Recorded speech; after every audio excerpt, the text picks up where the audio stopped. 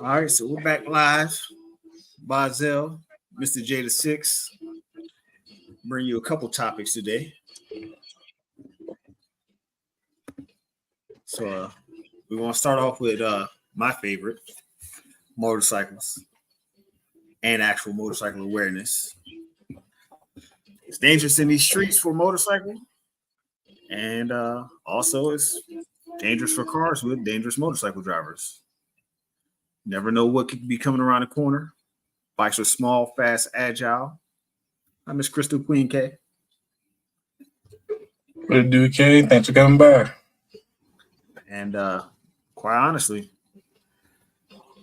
I have a bike sense because I'm riding. I know where they could be, where they may be. And I was even thinking today when I was in traffic, I was like, I wonder if other bikers have it's like bike sense. It's almost Spidey sense. Like I could just be not really paying attention, but paying attention to my driving, but not looking for a motorcycle. And then I'd be like, hold on, left mirror. And there'll be a bike maybe 5-6 cars back. But just even before I can hear them, I just know that they're there. I don't know why, but I feel like it's just something that I know I do. Well, I don't do the dangerous weaving in and out. I don't do all that. But I know if I was on a bike, I want somebody to be looking for it, and I just happen to just seem to always know where they are before I can hear or really see them. I just know. I mean, what are your experiences? Do you happen to just see them before, or do you just hear them while they're flying past doing ridiculous numbers? Depending on how fast they're going, I usually hear them first before I see them. Because I usually, I stay in my lane. I don't really swerve. But majority of the time when I'm on the highway, freeway, I hear them before, like going like 20 miles over the speed limit. Right before about to merge, I checked me out. All of a sudden, boom. I think like because I had a couple of close calls. Thankfully, they never matured into something.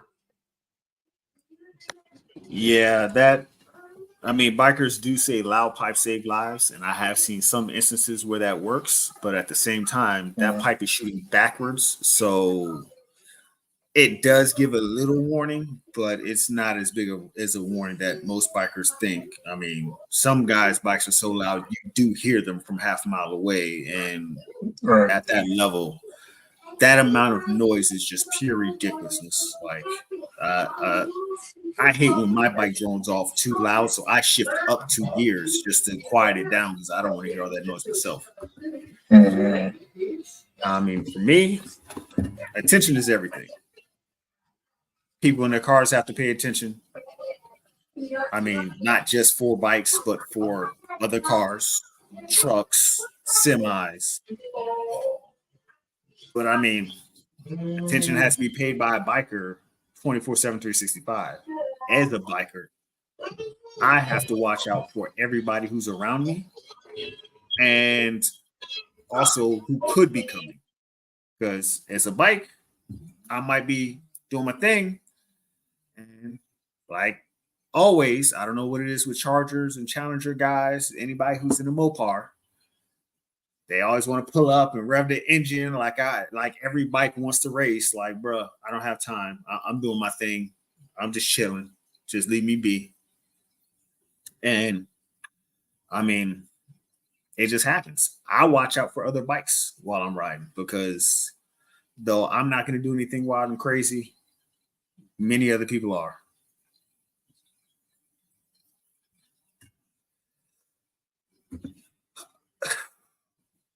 I don't know. For some guys, it's almost like a thrill.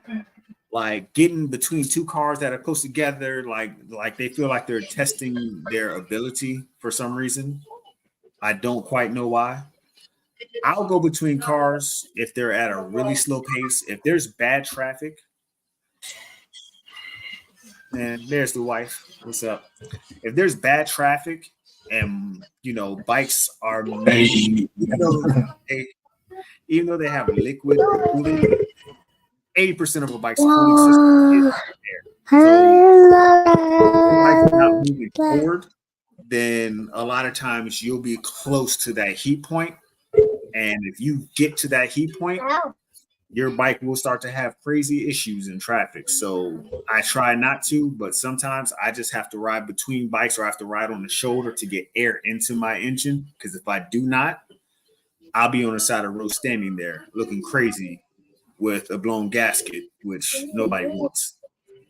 Right. That and if it's 95 degrees and traffic's doing 10 miles an hour, like there's no reason for me to be sitting there between two cars because at the same time, stop and go traffic, people look at their phone, and when they look at their phone, they don't see the bike in front of them, even though the bike's been in front of them for 2 miles. And they sandwich the bike between the car that was in front of the bike and themselves, which is, I mean, let's be honest, it's pretty damn dangerous. I've seen more than enough wrecks where a bike is sandwiched between two cars because somebody who was in traffic stopped paying attention to the bike that's been in front of them for 5 minutes in traffic, or a bike that stopped at a red light and the person is speeding up, looking down at their phone, and they hit the bike. And I've seen a guy get hit off his bike onto the top of the car in front of him by somebody not looking at a red light. So at a red light, I sit on the white line and I look back and I look that person in their eye until they stop. And if they do not stop, I pull up into the cars between that's in front and between those two cars because he's gonna have to hit one of them before he has a chance to hit me. That's just what it is.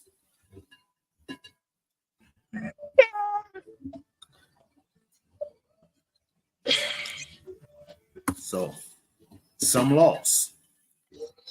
One law that needs to be changed: motorcycle filtering at red lights and or in slow traffic, which there's actually more accidents of the in traffic or at red lights than guys who are speeding on the highway. Almost every other European country, and let me see, Colorado, Los Angeles, and I believe, well, LA, and I believe California, sorry, and two other states have lane filtering. Accidents in traffic have gone down. Motorcycles can get through and get out of the way. It helps traffic.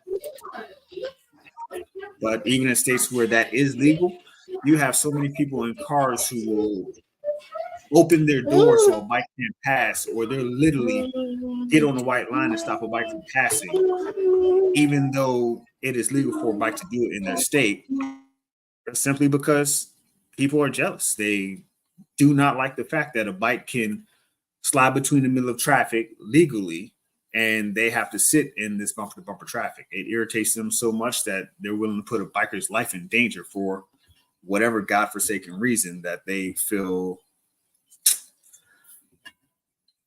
entitled. I was trying not to use the Karen words, but you know. Yeah, unfortunately, Reg has been a little bit sick for a while. Reg needs to go and get checked because we need Reg healthy. That's what we need. Yeah, Mr. Number said the food critic and Reg Bayless, man. Outlandish takes.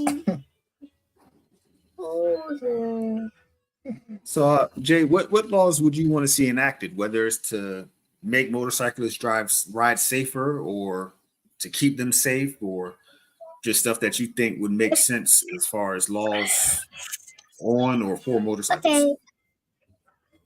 I mean, me, I'm not. Okay. So for me, I'm not an avid bike rider myself, but dealing with them on a day-to-day basis, especially here in Texas with the Harley Davidsons. I'm not gonna get into specifics. I don't know about that, but some laws, like if you're gonna trying to squeeze in between cars, because I mean we can't stop them from doing it.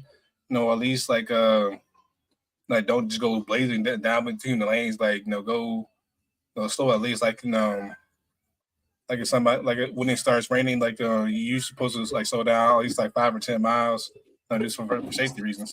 I think the same should apply for bikers that try to do that. Because I understand, you're just one person, one or two people, depending on your companion. But yeah, just get just go slow in between cars, because like you said, people are on their phones, not paying attention, no way. But as soon as somebody opens that car door, you you gonna go flying. You gonna be mad. Well, in the states where the Between, laws are for lane filtering, you can. It's only when traffic is down to 30 miles an hour or less, and the motorcycle is supposed to Mhm. only be doing 10 miles an hour or more. Oh, well, up to 10 miles an hour more. So traffic has to be less than 30, and the bike should be doing no more than 40 miles an hour. They're doing lane splitting at full 60, 70 miles an hour. That's, yeah, we'll just call that insanity. Right. We'll definitely call that insanity. Yeah, that's, I mean, I was literally on my bike and I saw a guy, he passed me. I was short of it. He passed me, and at the speed that he passed me, I didn't even know what type of bike he was on. Like he was literally just gone. And I was like, oh, okay, this is great. So he was literally just out of there. And I mean, even trying to slow down the camera angle click by click, I still don't know what bike he had. And people ask me, hey, why don't you just lane split? Well, I would, but there's this thing called, I don't know, the law. And in Maryland, DC, and Virginia, last time I checked, even if I were lane splitting at 5 miles an hour, if a cop sees me, I can get a reckless endangerment charge. That's how strict Oh the wow, laws I are, didn't know that. right, against bikes here. So it's not worth it for me. So you just having a bike, period, man. You playing with fire. Right. So for I'm me, gonna say they rubbing their hands like Birdman around you. oh yeah, they hear you coming. Like even if they're not looking, if they hear you coming, they'll pull that gun out real quick and oh, okay, he wasn't going fast enough for me to pull him over. Whoa. Get at your mouth. Dangerous drivers. I've had some in my day. I've had some guys come clear across 3 lanes and almost hit me. I've had guys, I mean, just pull out of nowhere and like literally just be coming off of a stop sign, not even not stop at a stop sign, but just be coming around the corner with a stop sign and whip out to the second or third lane because they weren't trying to stop. And I had to make a quick decision on which way to go. A really quick decision because there's still cars around me. So it's either do I brake, do I have time to brake, do I have to crack the throttle and shift over? And Right. I mean, I've even had, and I have a short of this, I was in the left part of the lane and there was a car, and this guy literally splits his car halfway over the white line in my lane and this guy's lane to pass me within my lane because he didn't feel like waiting, even though it was still wet and rainy that day. And the funny part is, like, he literally lane split between me and another car. And so I sent it to the state of Maryland. And it had the license plate and everything. And they're like, oh, there's nothing we can do. Wow. But at the same time, states will go after motorcycle YouTubers and be like, yeah, you were speeding on this video. It shows your dash showed 90 miles an hour. And, and they'll come to their house and issue them a ticket or a warrant. But you got cars doing illegal stuff that's caught on camera. And it's just like, oh, we weren't there. So there's nothing we can do. So let it be you though. Let it be you in reverse. Then they was like, oh, let it be me. They'll come track me down. They'll be waiting at my job. Hey, right. was this you on this video? Hey, Jared. It's good, Jared. Yeah, that's what we were saying, Reg. Like, it's danger both ways. Have you seen any? Like, I guess, have you seen any drivers put a biker at risk? Seen any drivers put a biker at risk lately, or Actually, not gonna lie, this morning, I was on my way to school from one of my classes. I had to like do like an evasive maneuver because a biker like kind of slammed his brakes. Like there was no time for me to slam my brakes.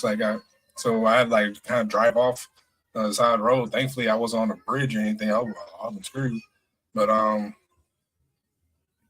but yeah, they were working on the power lines, I guess, on the right side, and I guess the biker didn't see. All right, I'm going the speed limit, and whatever. But the biker decided to go, just boom, just like he almost crashed. He almost like flips off of his stuff, and then the car behind me almost crashed into me. On another time, you know how you see those bikers that are doing like those wheelies for no reason, even down the highway. Yeah, I've seen them. Some of those guys do a wheelie for a whole mile and a half, and I'm just like, why? Okay, and how?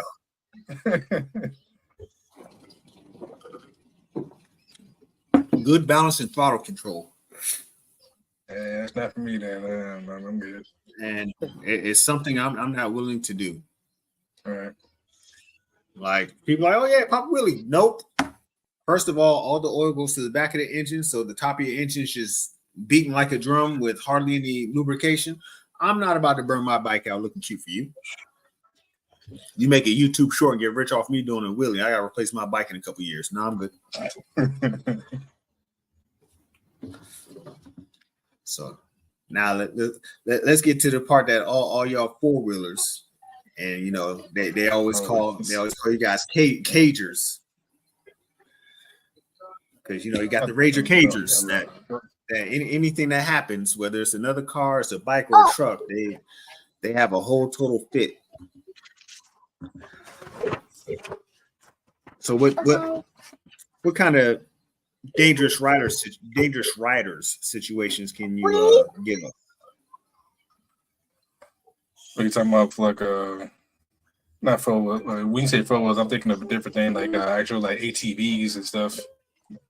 What do you mean, like just total like if they're ATVs, dirt bikes, motorcycles? If they're on the street, like you had a guy do a wheelie past you, the occasional, especially in Texas roadways, because y'all got them long straight roads. I mean, so I know none lately. None lately while I've been living here, but when I was living in South Carolina at the time, people would be driving their ATVs all the time, and for some roads, especially where my grandfather lives, they're going like a one. What's it called? Like kind of like just one way, or it would just be divided. It wasn't like two lanes; it would just be like one lane. And ATV, I don't know if they were just going to the store or they were just or if that was the actual transportation, but they'd be trying to go around like actual like the cars like Camrys, F-150s, and I'll be seeing like close calls. And I'm looking at, I know like I don't know how they do in Maryland, but I know police be sitting like somewhat like hitting valleys or dugouts. So I'm looking like, and one time I saw. So I saw like police ahead of time, like a point, like a half mile out, and ATV, like a person on the ATV, just revving it, goes past us, and like we were going a smooth, like 60 miles. So I don't know how high his ATV got, but yeah, he got past us. He dangerously, he wasn't supposed to pass us because you can't do that. That's illegal. And I know that the police, I know the police saw him. I'm thinking, but they ain't do nothing. I'm thinking like, yo, if you would have crashed into us or to another person on the opposite side, then what? Let that be me, on my TV at the time. I'll be in handcuffs, Dave Chappelle style.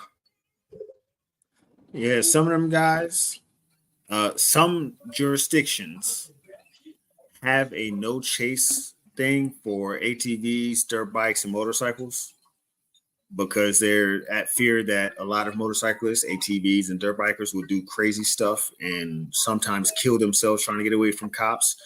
And some markers, like in Virginia State Police, they will hit you off your motorcycle. Oh, wow. There was a guy on Dulles Toll Road leaving the airport, and he was speeding, and cop pulled out, and he was like, "Fuck it, I'm gonna go for it." And he got to a certain point. He was like, "Yo, it's not even worth it. I'll just take the ticket." And he slows down and stops, and the cop hits him and puts him in ICU. But VSP does not release any body cam or chase footage. And of course. So you got to take them to court and sue and go to discovery to even get this shit to prove your case. Like there's other cases where guys have said, "Yo, like I was running from VSP and they caught up, and instead of like get me to pull over, whatever, they literally hit me off my bike." That's an accident or death within itself. Right. So I mean. But a lot of jurisdictions, they do not chase bikes because it's just not worth it. Bikes could, one cop, he literally went down the shoulder and tried to hop back in and hit a car and kill somebody trying to chase a motorcycle. So I know in Maryland and DC, if you got those bikes or those ATVs or those dirt bikes, they'll turn on the lights. But if you get to a dense traffic area, they just back off. I remember seeing like at least like once or twice where a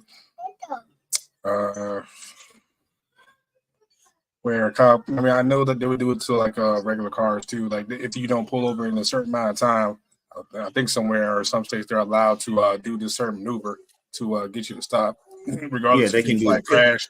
Pit maneuver. Regardless if you crash or not.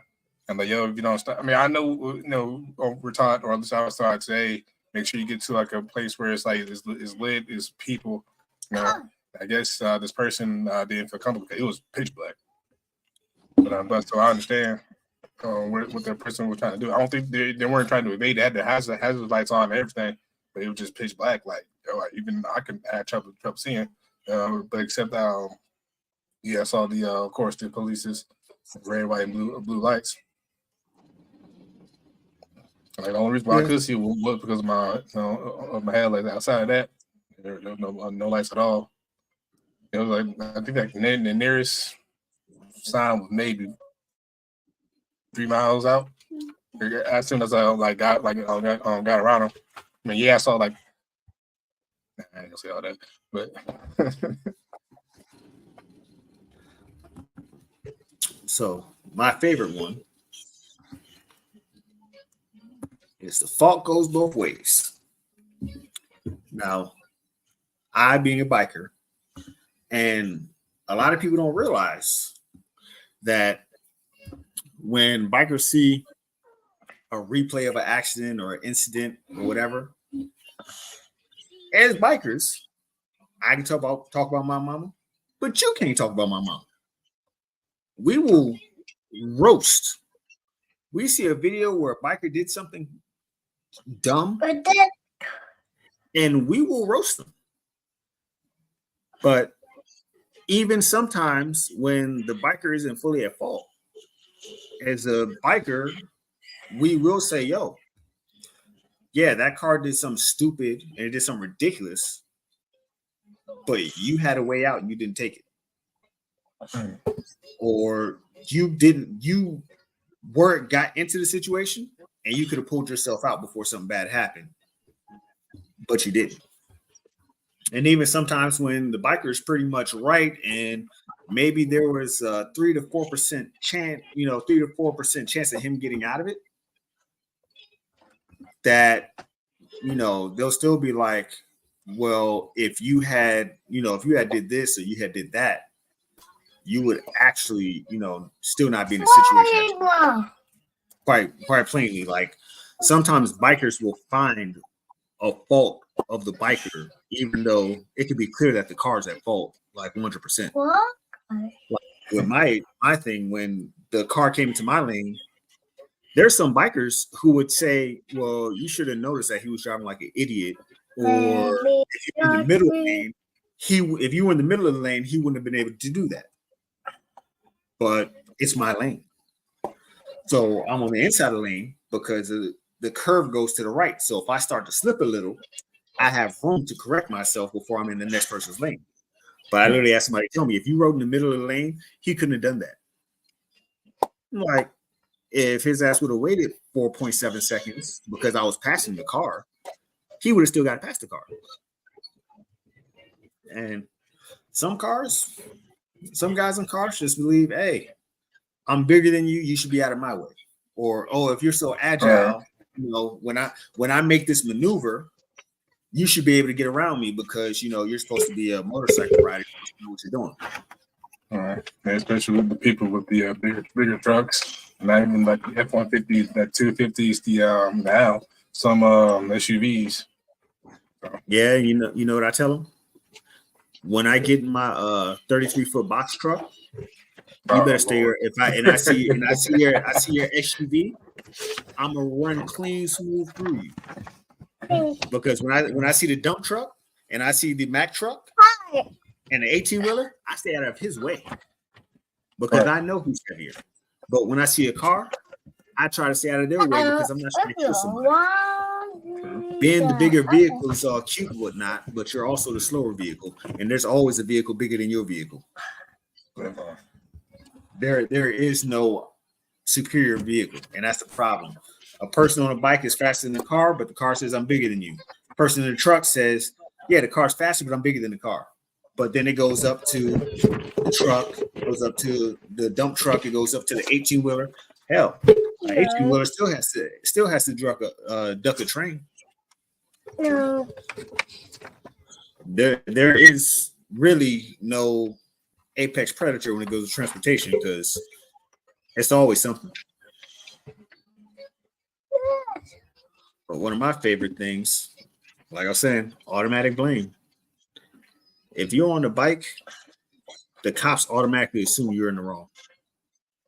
Really? It's so many videos I've seen on YouTube where something happened and the cop shows up and they're on the biker's ass. They haven't even spoken to witnesses yet. They're on the biker's ass. Being a biker is like being black in America. You call the cops and they go talk to the other people first. By the time they get to you, they've already made the decision. My homeboy is a professional racer, like a professional motorcycle racer. He was making a left turn, and the lady coming across was making her left turn too wide. And he had to overcorrect, and his back tire slid out on some gravel. And you know what the cop told him? Here's your ticket for failure to maintain control of your vehicle. With the witness statement saying that the lady turned extra wide and almost hit him.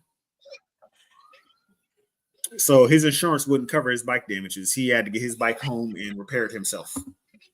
Wow. Soon, he knows how to repair stuff. I mean, that's good, but at the same time, yes. Sight unseen, cop pulled up and said, "Hey, let me get this ticket right fast, and I'm gonna get up out of here." And the lady didn't stop, so the lady didn't stop, and the witness who was witnessing for him still good enough. Instead of looking for the lady, which again he rides with his camera on, so instead of looking for the lady, the guy was like, "Yeah, well, she didn't stop, and you guys didn't actually make contact. So here's your ticket for failure to maintain." So that was the insanity of that. I mean, what can be done? Better laws, better enforcement, better people riding, better people driving. Listen to both sides at least. Like, yeah, I mean, everything's always a full collective. It has to be a front and it has to be a back to everything. I mean, absolutely everything. I understand. I know people know a lot to try to get out of stuff. So there's like a two-way sword, two-way street, with that. But most, not even just cop cars. Most people are driving with cameras you can get off Amazon or Walmart because you just never know. Instead of not being like he said, she said, like, nope, here's proof. Yada yada, using in court, whatever. No, I got copies. Yeah, DWC. I did forget this. In other countries, to get your license for a car, you have to take the course for motorcycles just to raise the awareness of motorcycles on the road. Because in other countries, like say Italy, you'll pull up to a red light and there'll be 25 or 30 mopeds, motorcycles, what have you, that they actually have a space in front of the car line, in between the car line and the red light line, for all of the two-wheel devices, two-wheel, I guess, vehicles to gather inside of that line because they have a higher acceleration rate and it helps them get out of the way of the cars so that it actually lessens the traffic. The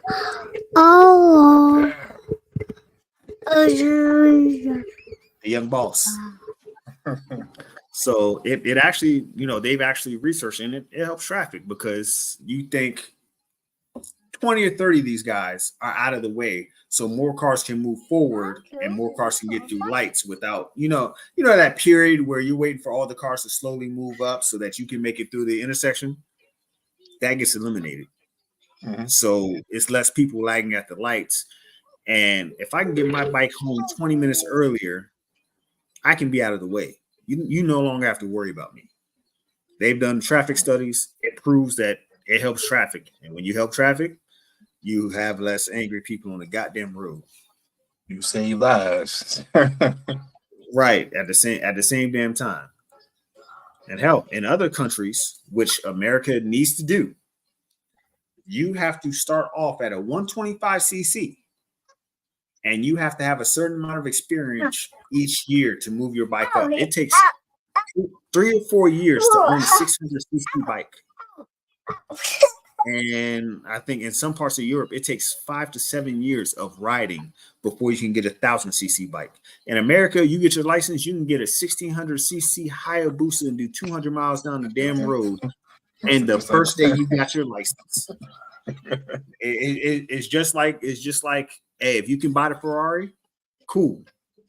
You can go ahead and ride it. But in motorcycle terms, you can't even get a 19-year-old who can drive a Ferrari properly, let alone one that can ride a motorcycle properly. I mean, there are some people who, like me, if I have a son or a daughter, I'll put them on the 50cc dirt bikes from a young age so they understand, yes, this is two wheels. Yes, it's fast and maneuverable. But yes, when you fall off of it, you will know. I'll say some skin are gonna be gone. Some bones may be right. Let's not cross fingers on that. Right. So let's teach you from a young age when you can recover. This is not a toy. Right. And this is not the game to be playing. Don't worry. We might get young J6 over there on the motorcycle sometime soon. Yeah, you got to talk about Mama Bear with that one. You might do that better. Yeah, I mean, those little mini bikes, they're not dangerous. Yeah, that's not my fight. It's not my fight. No, but I do remember in my childhood though that my grandfather the ATV I was talking about earlier, he actually gave me when I was stupid, like I won't say 8, 9. But he would have a shed. He would always park it or whatever. And every time I would come visit, he would bust it out, tune up, make sure everything's good, gas, yada, everything's oiled. But yeah, he'd be teaching me like the different gears, how to do the brakes, and everything. Of course, in his own yard, in the backyard, because my mom was flipping out. But of course, grandfathers, the old grand OGs got the final say. It's like, hey, I created you. So I could, I said this. I definitely can teach my grandson, a few, a few things or two. And I'm glad you did though, for real. Yeah, I mean, with these e-bikes and these mini bikes, they are just as dangerous as motorcycles, but because people see it as oh, it's just like a bicycle. No, it's just as dangerous as a motorcycle because some of these are doing 40 and 50 miles an hour these days. And guys are actually putting like extra chargers on them that have e-bikes doing 50 and 60 miles an hour. Like e-bikes are on the beltways, some places doing 70 miles an hour because this guy's put some type of electric supercharger on it. And this thing is just passing people going down the road. Hell, I see. I'm saying, hey, I see some people with scooters, electric scooters, just zoom. I'm not talking about the ones you see downtown. Like, no, these people are flying. Right. Yeah. Go-karts were big when I was like younger too. Like there was always somebody who built a go-kart or bought a go-kart off somebody for a couple $100. Go-karts up, are you know what I'm definitely saying? Add a little cage or whatever. All right. Shit. We'll be back in 90 seconds because this next topic might take a little bit longer than I expected. I gotta grab something real quick. We'll be back in.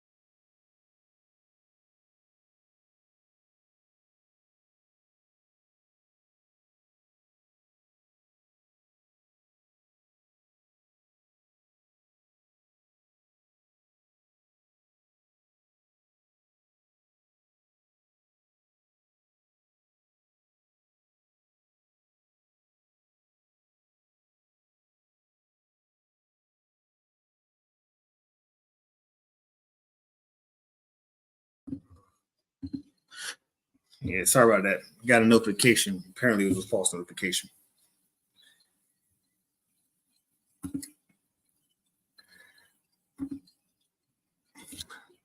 Look, Reg, I'm covering for your sick self. I didn't say I was exactly healthy either. And yes, it was an intermission. Strong immune system.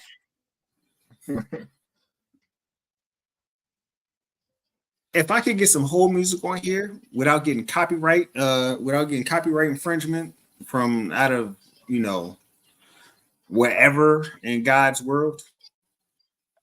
Actually, something was supposed to be getting delivered, and of course, the guy, instead of leaving at the door, was talking about he couldn't get upstairs. And I walk into the hallway, and I'm waiting for the elevator, and he comes up on the elevator. So I don't know. I might should cut his tip in half, but I ain't gonna be like that.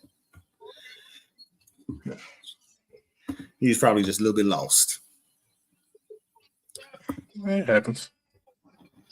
Yeah, well, at least he came when we were starting the next one. Right. I don't even know if I spelled this right, but the poisoning of our food by Monsanto. If you don't know who Monsanto is, they own so many companies that it looks like a shell corporation. How many companies they own? There's nothing that you can eat that doesn't have something to do with what they make. Like literally, if you said you weren't going to eat any Monsanto products unless you're about to grow your own food, you ain't eating the goddamn thing. That's how tied up in these streets they are. They are them people. Beat them boys. You think McDonald's got shit locked? I remember I said, I wonder how much stuff Monsanto make. They own over like 45 food related companies. They're basically like Johnson and Johnson. They're the food version of Johnson and Johnson. And trust me, they don't make all their stuff healthy. And guess what? The FDA don't even want no problems with them because they sneak all types of stuff in your food. I thought the FDA was supposed to help us. What you mean? FDA helps what they want. If you didn't know, the term natural is not a regulated term by the FDA. They can slap the label natural on Cheetos. They can slap natural. They can slap the term natural on McDonald's food, GMO products. Anything can be natural. They say they regulate organic, but I mean, once you are listed as organic, shoot, they hardly even walk through and right. They don't even have to disclose the stuff that's not FDA approved. And yes, the only thing the FDA regulates is payoffs, because if you're a poor farmer, they be up your ass. You got money, they just want their cut. I say, listen, man. I know this food, killed about maybe 20 people in the local town. But if you slide, cool 5Gs, I'll make it seem like it ain't even happen. Cool. All right. Right. I mean, you got food out here that's got so much chemicals in it that it actually is basically putting holes in your brain. It messes up your memory, your taste buds. It messes up your it does, your motor functions. There's stuff that's in this food that is so chemically induced that you honestly will associate different things to having the same taste, because the chemicals have really actually messed with the communication of your brain. So you tell me, so even like some stuff that vegans may eat, they not even safe. So being vegan is safe, but the process that they make some of the vegan food with is probably as dangerous as eating meat itself. So even as a vegan, you got to be careful what you're eating, because yes, it was not made with any meat or any animal byproducts, but they probably did some other things to make it taste the way that it tastes, that if you knew the process that they put it through, you probably wouldn't eat it, because the whole point of going vegan is that it's healthier than eating meat or dairy.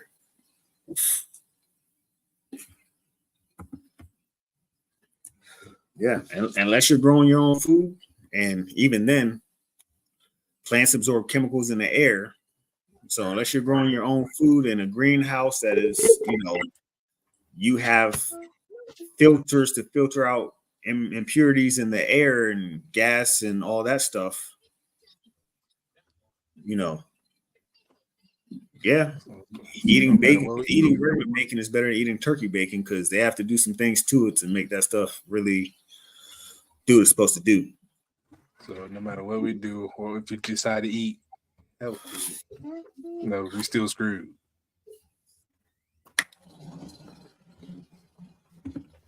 Yeah, I'm guilty of this. I love good food. If you can make natural food, I'm in. But I mean, sometimes I just take something quick just to keep my stomach from going crazy and get the hell on. I had to do that today. In my accountants class. I like to eat, I guess, a little bit, better. Every now and then. But I was rushing this morning to get the kids ready, and I was booking it to my to school, and I didn't have breakfast or anything. My accounting class starts at 11, and I'm thinking like, man, the only thing that's around the way before I'm late is some vending machines. So I had to get like some Lifesaver gummies and a Mountain Dew real quick so I can stay awake, because I'm running on fumes. Yeah, for me, if I'm growing my own food, I would have to I'd have to create not. I would use the barrel method for water, but I'd have to create some type of, I don't know, charcoal or some type of water filter because, like Dee Wee said, anything that is put, anything that you put into the ground, those plants and whatnot can absorb. Mm-hmm.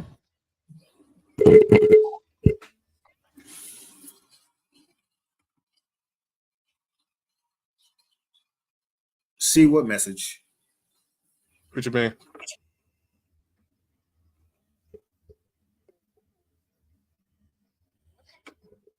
Yeah, that's What I can message? see messages from Jay's stream and from my stream at the same time in the StreamYard. So And vice versa. I mean, well, I hope so. yeah, because Queen K is on your stream, and I can see her stuff from your stream.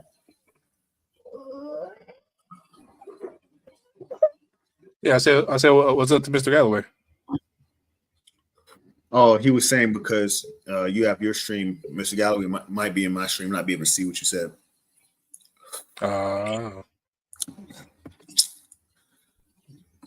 yeah, you have to worry about all that stuff because I mean, some of the stuff that's in this food mess with you neurologically. It can definitely mess with you internally, shorten your lifespan. Like people always say, why do I avoid pork so bad? Well, first of all, pork meat is the closest. Pigs have the closest meat content to humans themselves. Mm-hmm. So that's one thing. Two, they don't have sweat glands to sweat out the toxins in their body. So when they kill a pig, all of their toxins are still in the meat. You cannot cook all that out. Right. It is not possible to cook all that out. Or And pigs it, have so. right, and they have the most, as far as I know, for an animal, they have the most parasites and worms inside of them. Mm-hmm. Like I remember like they taught us when I was in the Air Force. For some reason, while we, if you were in the wilderness, I don't know why I did a technician will be in the wilderness, but that's neither here or there. But long story short, my flight chief at the time, she said if you pour like a can of Coke on like a pork, or if you happen to like kill a hog, like carry a can of Coke or something, and you will see like all these like worms or parasites. You see all these worms and parasites, come come out. I'm looking like that is crazy. yeah, because I mean, they like I said, they have no way to get rid of their toxins. So anything that gets in that pig or anything that they eat that gets into them, like they don't. It's a lot of stuff they don't regulate. Their bodies don't self-regulate. So it's just like when you're eating that pig, whatever he ate is still in him. And it's been linked to different types of cancers based on how much pork and stuff you eat. So, I mean, my weakness is still bacon sometimes, and really my weakness is pepperoni. Put it like that. My weakness is pepperoni. If I can get a place that has beef pepperoni, I'll take it. But pepperoni is probably really the only pork that's really the only pork I probably ingest. Pepperoni, killer. Like I could do without bacon on sandwiches and all that shit. That's perfectly fine. When that pepperoni come out, I'll be sitting like, boy, hey, let me get that cheese and let me get the cheese and the green peppers. Yeah. Okay. For me, the only time I would truly, I guess, need, I ain't gonna say need, or all this why I want bacon is about making like one of my burgers. I've been making it every now and then. Well, it doesn't really require, but I prefer Applewood's smoked bacon. I was saying like a fourth pound of beef patty, egg on top, provolone or Gouda on a pretzel bun. Then you want to put the Applewood smoked bacon. Yeah, outside of that, I don't really eat like bacon like that. Yeah, my bad, Jordan. Usually this is the channel about eating. So usually you're extra safe when eating on the channel. Yeah, that extra large sliced pepperoni. Have you had?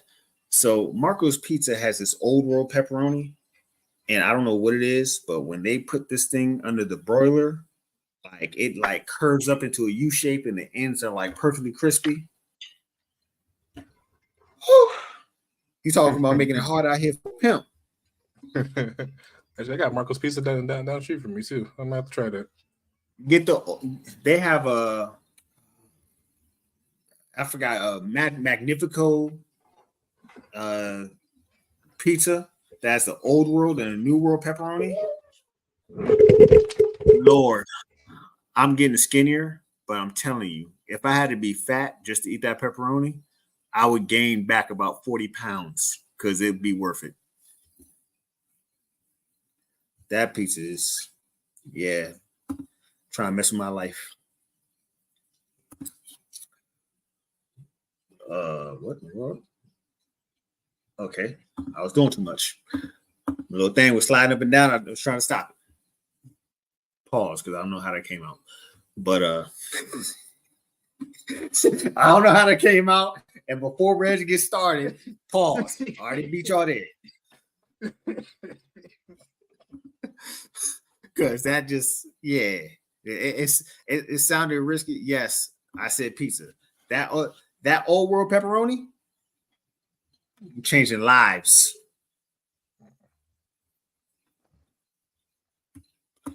Look, we're not even going to mention nor talk about what could have been, what might have been. We are past that. Don't worry about The past is the past.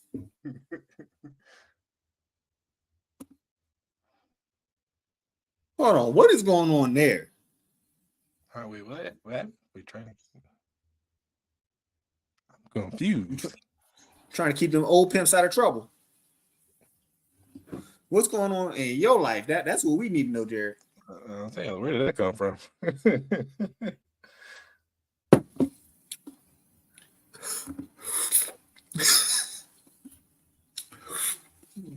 You know, one of these days I gotta make it down to Carolina so I could do a food review on the restaurant Weezy working. Oh man, that'd be dope. I already knew that's gonna get likes for real. I ain't even likes. Well, not even more than likes. It's gonna get love. Exactly. Recognition. Everything. So other countries' governments. So I'm sure you didn't know, but in Gatorade, there was what do you call it? Brominated vegetable oil. Now, the only thing that this was used for, and mind you, is considered a carcinogen, which means that it's something that could cause harm, just like cigarettes. The only thing this was used for is, you remember that neon green colored Gatorade? Yeah. It was like I know Centron. It was in Spanish name. name. It was like a Centron melon or something like that. So the neon colored Gatorades, this was made to give that neon appearance. Now, mind you, that this whole time that they were putting this in our Gatorade, this happened for about 7 or 8 years. It's the reason I stopped drinking Gatorade for a very long time. No other country would allow them to put this in their Gatorade. People put up petitions, and these petitions fell left and right. An 8-year-old girl put up this petition and got 200,000 signatures. Gatorade finally pulled this stuff out of the Gatorade. Now, mind you, they had a way to make the same color because they were doing it overseas, but it was cheaper to put it in our stuff because our government did not prevent them from doing this. There we go. And McDonald's around the world, this mystery meat that they serve in America, they can't serve that anywhere else. Huh. If you look at the lunches, there's a guy on YouTube, I forgot his name. He goes through 15 different countries' lunches, what they serve in a regular lunch on a regular day throughout the week. These kids are getting what we pay for in restaurants for school lunch. without all the extra antibiotics and stuff. I mean, one lunch, it was sliced chicken breast, like fresh made, like that rotisserie joint that you get out of Costco. They had the leaves on the side. They had the cherry, right? They had the cherry tomatoes. You know, they had the little biscuit on the side. It's like I'm looking at this food, and I'm like, bro, I could be doing a food review on what other countries' kids are eating at school for lunch. That'd be dope. Stuff that I'm paying $30 and $40 for. Well, this is other countries. Stuff I'm paying $30 and $40 at Olive Garden and Red Lobster for. This is what they get for lunch. Other countries take care and actually make proper food. Our kids are getting whatever they could get out of the blender. I mean, you know, Donald Trump, your president, decided on Michelle Obama's birthday to repeal the law that she had put in place to make schools start serving healthier lunches. That was the pettiness of all pettiness, but like we have to put laws in place to make places serve our kids healthier lunch. You realize that the Gerber company just got caught for having heavy metals in the baby food. That means all those kids that ate the baby food for like the last 3, 4, 5 months might have developmental issues. Your kids ain't safe. You're not safe. And our government does nothing about it. Other countries' governments, they go crazy. Government companies can do none of the stuff that they do there that they do in America. And I mean, that led right into it. We keep electing the same people. They keep lining their pockets. And our government doesn't do anything about anything. Right, Weezy. They have culinary departments. They have chefs making kids food in other countries. And we're paying for this stuff through our taxes. And we still ain't getting nothing. We're getting nothing out of the deal. We're just putting money in, and they're just trying to save money where they can so they can waste money where they won't.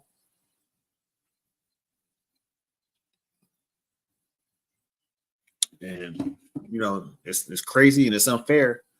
But I mean, your best bet, try and find whatever organic safe thing you can and send your kid to school with that, because nowadays most kids are paying for school lunch. So you're paying taxes to pay for the people, and you're paying taxes so they can get the stuff, and then you still got to come out of pocket after paying tax on the money that you made to pay for school lunch. I have to wonder, because I watched that video a couple times, because when I saw that video, I got ideas for what I wanted to make for dinner for the next 2 weeks. Like, this food looked good. Like, I wanted to go. I didn't have the proper ingredients in my kitchen to make these things. So I wanted to go out to eat. One of the days I did take the wife out to an Italian spot because, hell, I saw what the kids in Italy was getting. I wanted some too. I mean, I can't lie to you. I do want to put you on the spot. Are you a subscriber? When did you subscribe? Because I don't remember seeing you on a live before.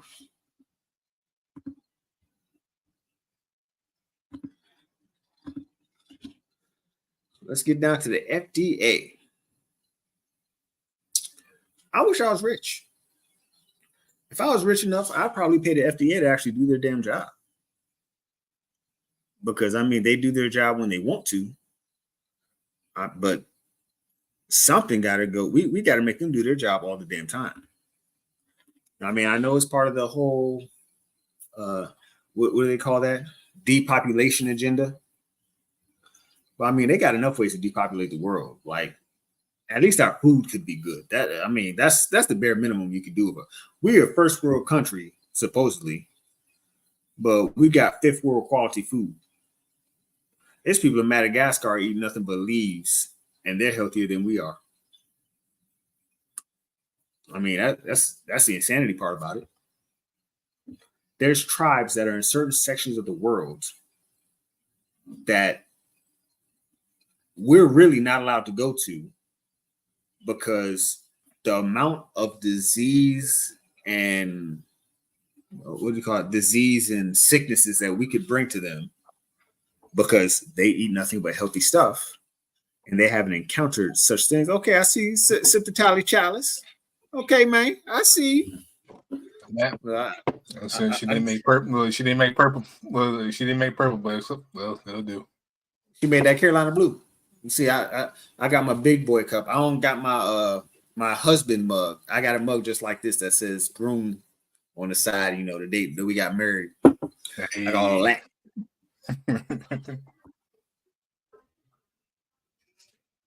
Yeah, I got all that. But I mean, yeah, we would bring germs and bacteria just simply because those people are that much healthier than us because their food doesn't have all the crap in it that our food has. And a lot of it's stuff that's not even necessary. Like, did you know that they put what was it, formaldehyde in beer when they ship it when they ship it across the ocean? Well, no, I'm not. Well, for me, I'm not really like an avid beer drinker, but that is interesting enough. So if you drink import beer, there's formaldehyde, and that keeps the beer from going bad while it's shipped across the sea and is bouncing around. But they're not going to tell you that's what they put in it to keep it fresh for you. I mean, they probably just like, hey man, just keep watching the Bud Light, Miller Lite commercials. Keep watching the triple hops or whatever they say now. I don't know. Yeah, the hops and barley. Mm-hmm. So, but I mean, I'm pretty sure the American beers have something crazy in them also. Oh yeah. Appreciate you, Jordan. You know, you'll catch me fat boy frolicking more often than not around here.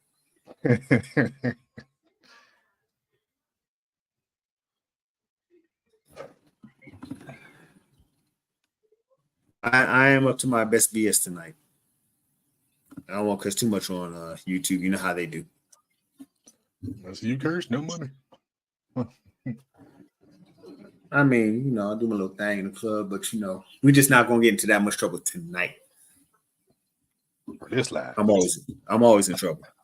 Live or not, I'm always in trouble. You can ask the wife. I'm always getting into or getting out of trouble, but getting back in is coming very soon. That's just life. Right. She has to do with me. Was there some reason, somehow, some ways, it's the man's fault?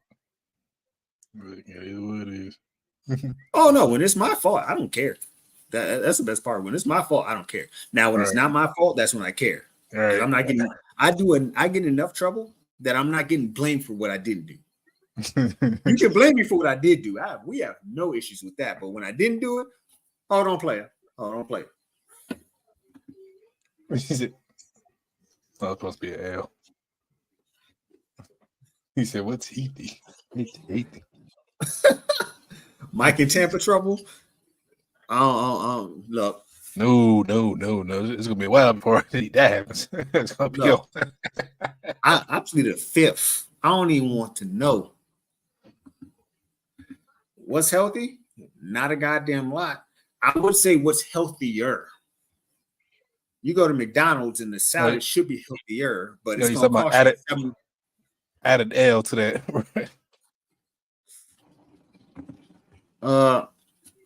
So a lot of bars that are put together, like the granola bars and the Nature's Valley bars, there's an app called Fujicate.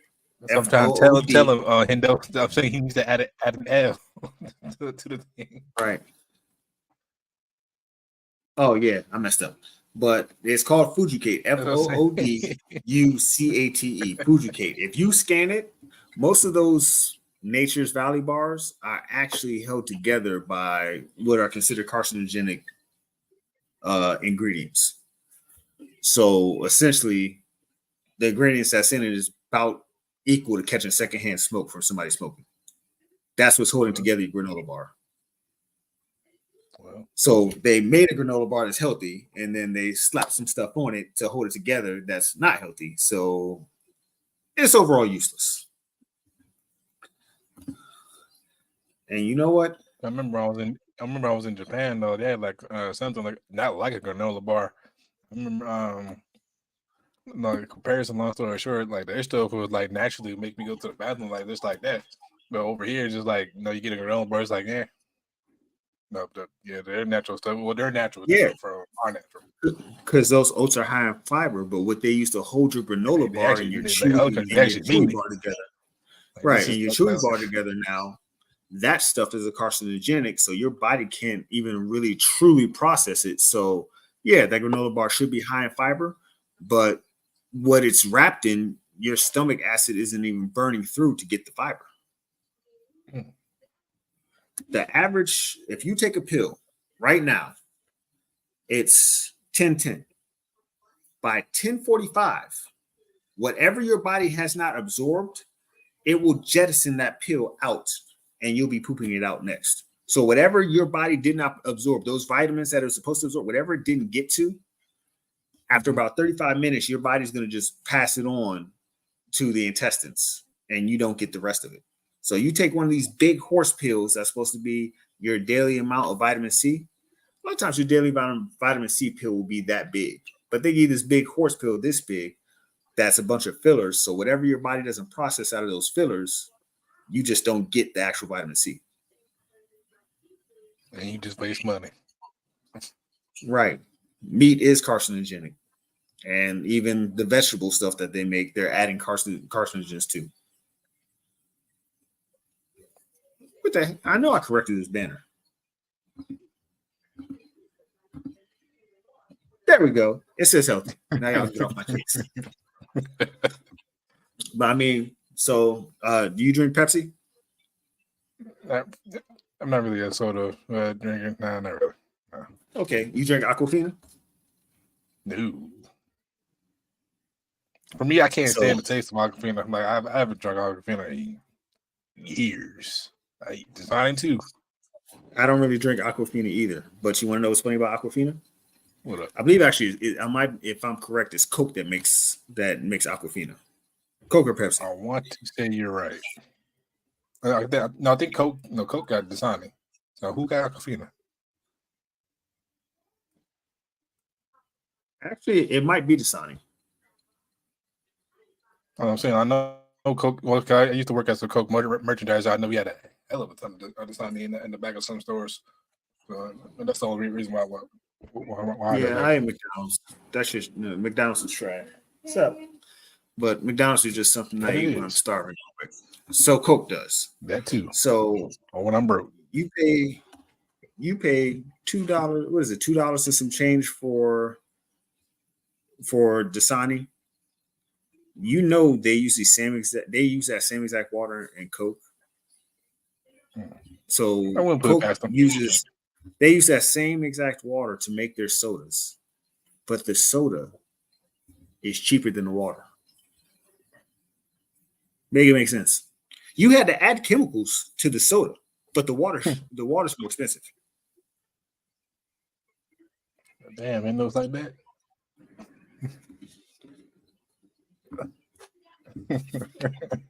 I'm talking all this shit because McDonald's shouldn't be as bad as it is if the FDA did their job.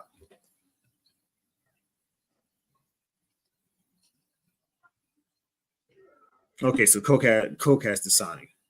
Yeah.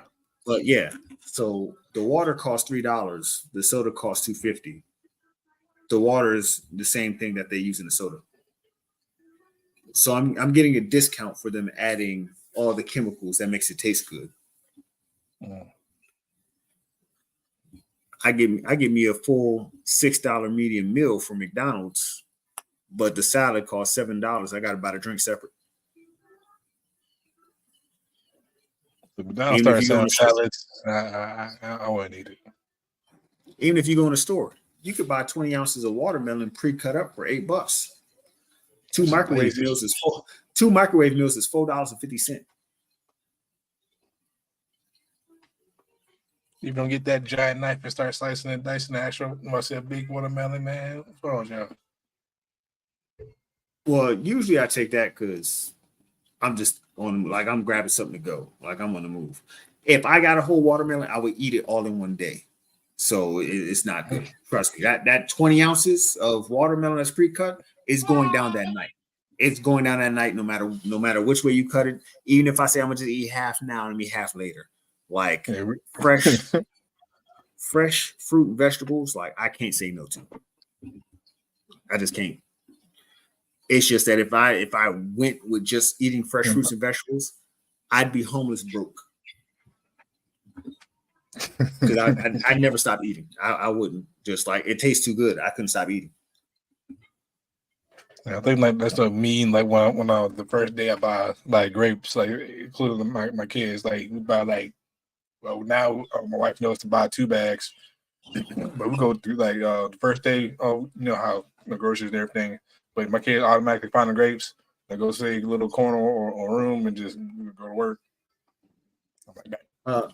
I actually have a zero water filter, and I specifically have that water filter because you can actually it comes with a tester that you can actually test if there's impurities in your water, and you can actually test also if your filter is not performing how it's supposed to be, so you know to replace it. And I've tried to trick it by putting it in different types of bottled water and then putting it in filter water, and like it actually does know if there's impurities or not. I don't know how, but I've tried. I'm an AV technician, so there's a way to figure out what does and doesn't work no matter what, and I haven't been able to find a way to trick it. I've even tried putting it in juice, and it pretty much figured out that I was fucking with it anyway. So that's Man, that's so the I'm one an that AI. You a human. right. Like I put that tester and it was like, yeah, no. So yeah, worth the try. And hell, even the juices come back with impurities in them. So, oh yeah, I drink water all the time. Like me and water are best friends. I actually drink so much water that the reason I do drink juice is because if you drink so much water and dilute your system, I end up getting migraines if I don't add salt or some type of vitamins back to my diet. You do need so yeah. I didn't know that for the longest time. I just got more and more migraines. I'm like, bro, why do I have a migraine? I have to be hydrated. I was drinking water, but I also learned playing basketball one day that drinking water doesn't actually put back the vitamins and stuff that you need. So you have to like drink 20 ounces of water, then 20 ounces of Gatorade, and 20 ounces of water, 20 ounces of Gatorade. It's a whole science. Like, yeah, pretty much bottom line, you need electrolytes. Yeah, this is actually about 60% water, only about 30 or 40% juice. I can't drink fruit juice straight anymore because it's just too sweet because I'm so used to drinking water. All right. Actually, for me, I had to cut back my sugar intake. Like this is actually like my first like Kool-Aid in like months. Yeah, I learned that when you overhydrate, a lot of bodybuilders do that. They drink like 2 or 3 gallons a day, but they have to have higher salt content to balance it out. I never knew that was an issue. I used to always go for my DOT physical, and every time I take my P test, the lady would be like, "You need to hydrate more. You need to hydrate more." So I'm like, "All right, I'm gonna drink more water." So then I came back, and she was like, "How much water you been drinking?" I was like, "Probably around 150 ounces a day." But I was drinking other stuff too. So, but she was like, "Yeah, you might need to cut back on the water a little bit." I'm just looking at her like, you can actually like, I learned this about. You can actually like drown your kid in the sense of drying your kidneys. It's weird. I mean, if you drink a lot, you can like start to feel the amount of liquid in your stomach, and you know, okay, cool, I need to stop for like an hour or two. But from what I heard, your kidneys only process like 4 to 6 ounces an hour or something like that. That's what I heard. I ain't no medical specialist. But that's why I try not to eat too much watermelon also, because it's mostly water and it's also high in fiber. But since it's mostly water, I try not to eat too much. But I mean, Now, good watermelon, you just can't help yourself. If they, right, it's a little bit here, sweet, but it's got not that really. clean taste. Man, Right. If I go to South Carolina, oh hell yeah! look, you gotta see. My family's from Carolina, so when that yellow watermelon come through,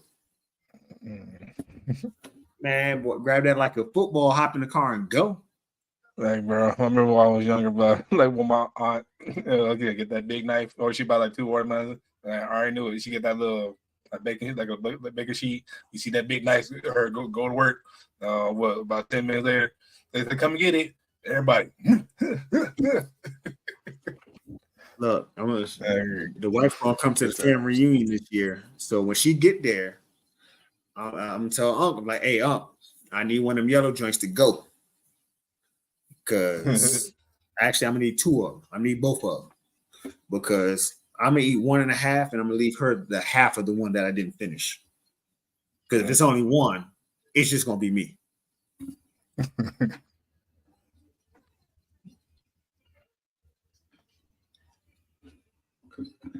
Yeah, too much water messes with a lot.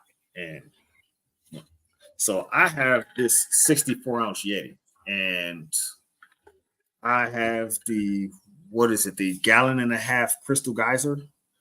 I can go through that and another gallon of water in less than a 24-hour period. From the time I wake up at 6 a.m. in the morning until the time that I probably get home at about 6 to 8 o'clock, I have gone through that gallon and a half of Crystal Geyser. And that gallon of water, I'll go through that in the first hour or two of me being home. It's to the point I buy fruit juice just because I know I'll dilute it like 60%. So I bought this about an hour or so ago, and I've split this in water like 50% since I've been home for about 2 hours since I've been home. And if I wasn't on this live, I would have finished that and I'd be working on the second one. I buy that and the gallon and a half geyser. I buy those every day on the way home from work. Every single day. I have to. If not, I'll be in here like I'm dying of thirst. And it sounds terrible, but I'll be in here like, oh my God.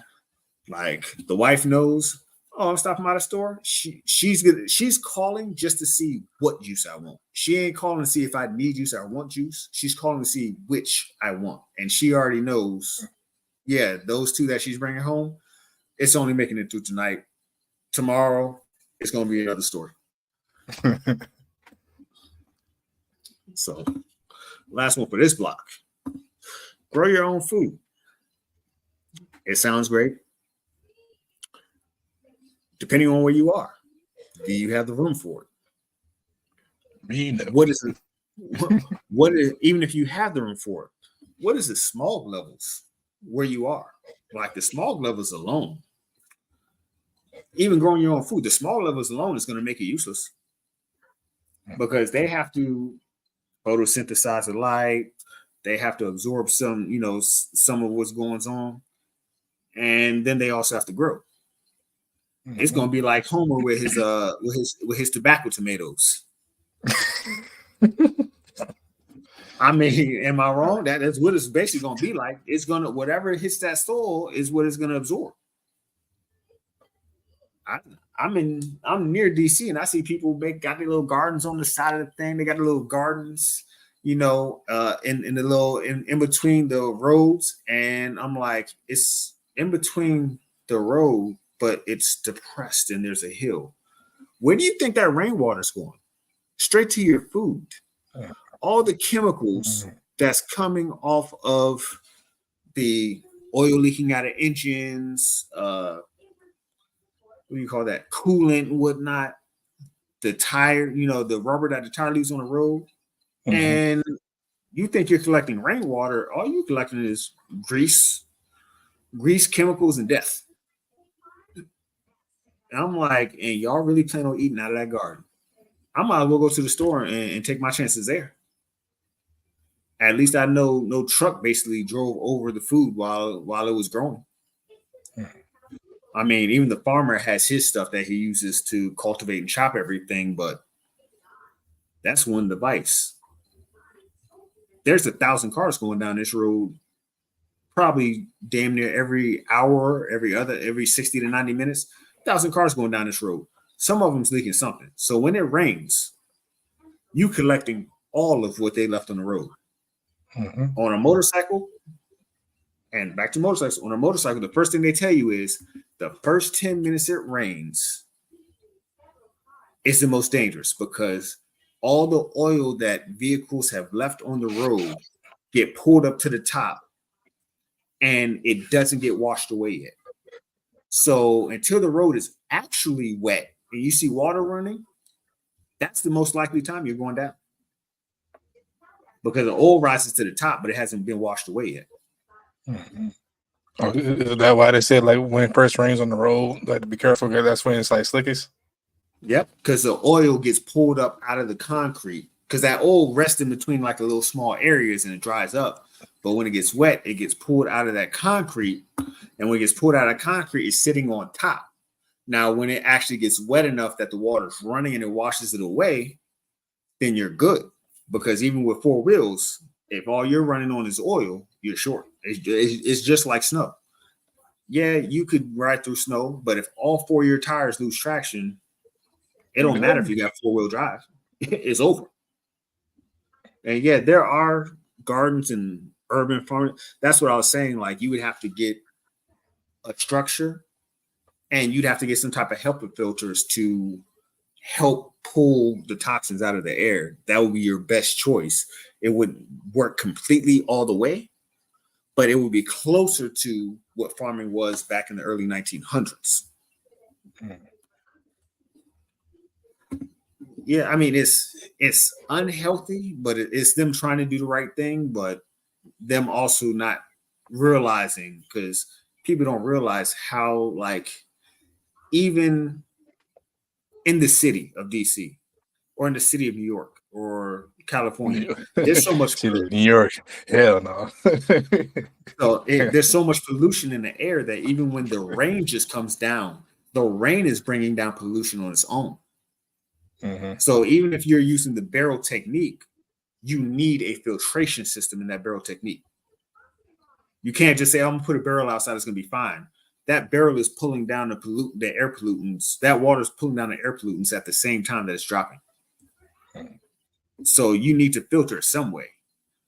I mean, if you have enough barrels, if you leave it for a couple of days, maybe that might do something. I'm not sure, but I mean, quite honestly, you definitely need a filtering system. That would be your best bet. And the best bet would be a slow filtering system because the more you can slow down the water as it filters, the more time that, things have to correct it. Like tequila, I don't know how we got to alcohol, but like tequila is supposed to be, I think it's poured over limes, I believe. It's either tequila or vodka, whatever Puff Daddy makes with Ciroc.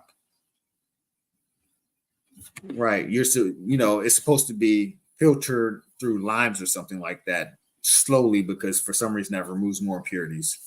XYZ, yada, yada. So you want a slow filtration system. Yeah, those factors are all a must, but a lot of people who start to grow their own food, they look up just the growing of the food, but they don't actually look up these factors that you mentioned here as for how to make sure the food will be at its best, it'll be best protected.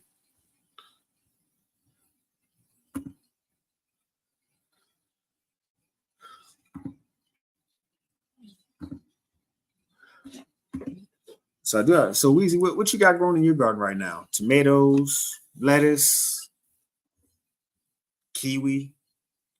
Because you down in that warm region, you could grow stuff that I can't even consider at this point, being that it's about to be winter.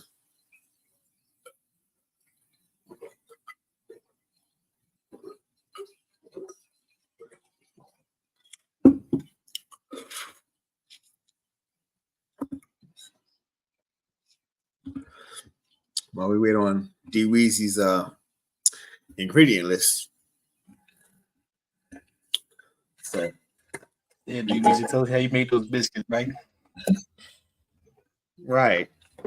Well, them biscuits look like it's busting. I'm about to say, hey, y'all got any y'all got any trips down south that I could take? You know, I could walk down there. I mean, shoot, you know, you ain't got people to transportation. Just let me get down there. Tomatoes, cucumber, corn, pepper, squash. Have you heard of Pepper X? So this is another Fat Boy Presents. So the guy who made the Carolina Reaper pepper has now made a pepper that is blended with the Carolina Reaper pepper. Do you want to know what this pepper measures in a Scoville unit? Mind you, the Carolina Reaper measures at like 1.6. Around 9 billion. It's not 9 billion, 9 million. The Reaper pepper is around 1.6 Scoville units.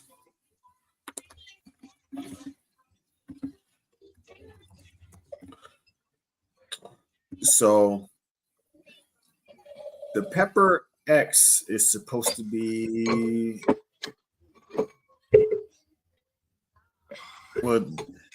is supposed to be 2.6 million Scoville units. So he's trying to kill people. Like he just trying to create what his own form of mustard or pepper gas, pepper spray. pretty much. But it's the same guy who made the Carolina Reaper. Pepper X has the highest at 2.69, which the Carolina Reaper averages 1.64 million Scoville heat units. So it's basically, 2.6 versus 1.4. So it's what, 2.1, 2.2 times the amount. Woo! Now, I like these spicy peppers, but I just use a tiny bit in a recipe. Yeah, for flavor, not just to be like, oh man, let me just do it. I already know some people are gonna probably do like a challenge and end up dying. Somebody's probably already doing a challenge, with or without. There's a challenge to everything now. With or without sanity, they're just doing challenges. Like I still remember, like I know it's not pepper related, but like the cinnamon challenge back when I was growing up, people were dying off of that. I'm looking like, bro, like your throat is clogged. Think about this. I'm about to say, don't say swallow, because I'm gonna say pause. I caught myself. I was like, hold up. You almost got in that territory. Don't cook with that respirator and industrial. Okay. So now we're gonna get heavy with it. You ready? I ain't hear you say you ready. I don't know what you're talking about. This your show. we going to the dark side.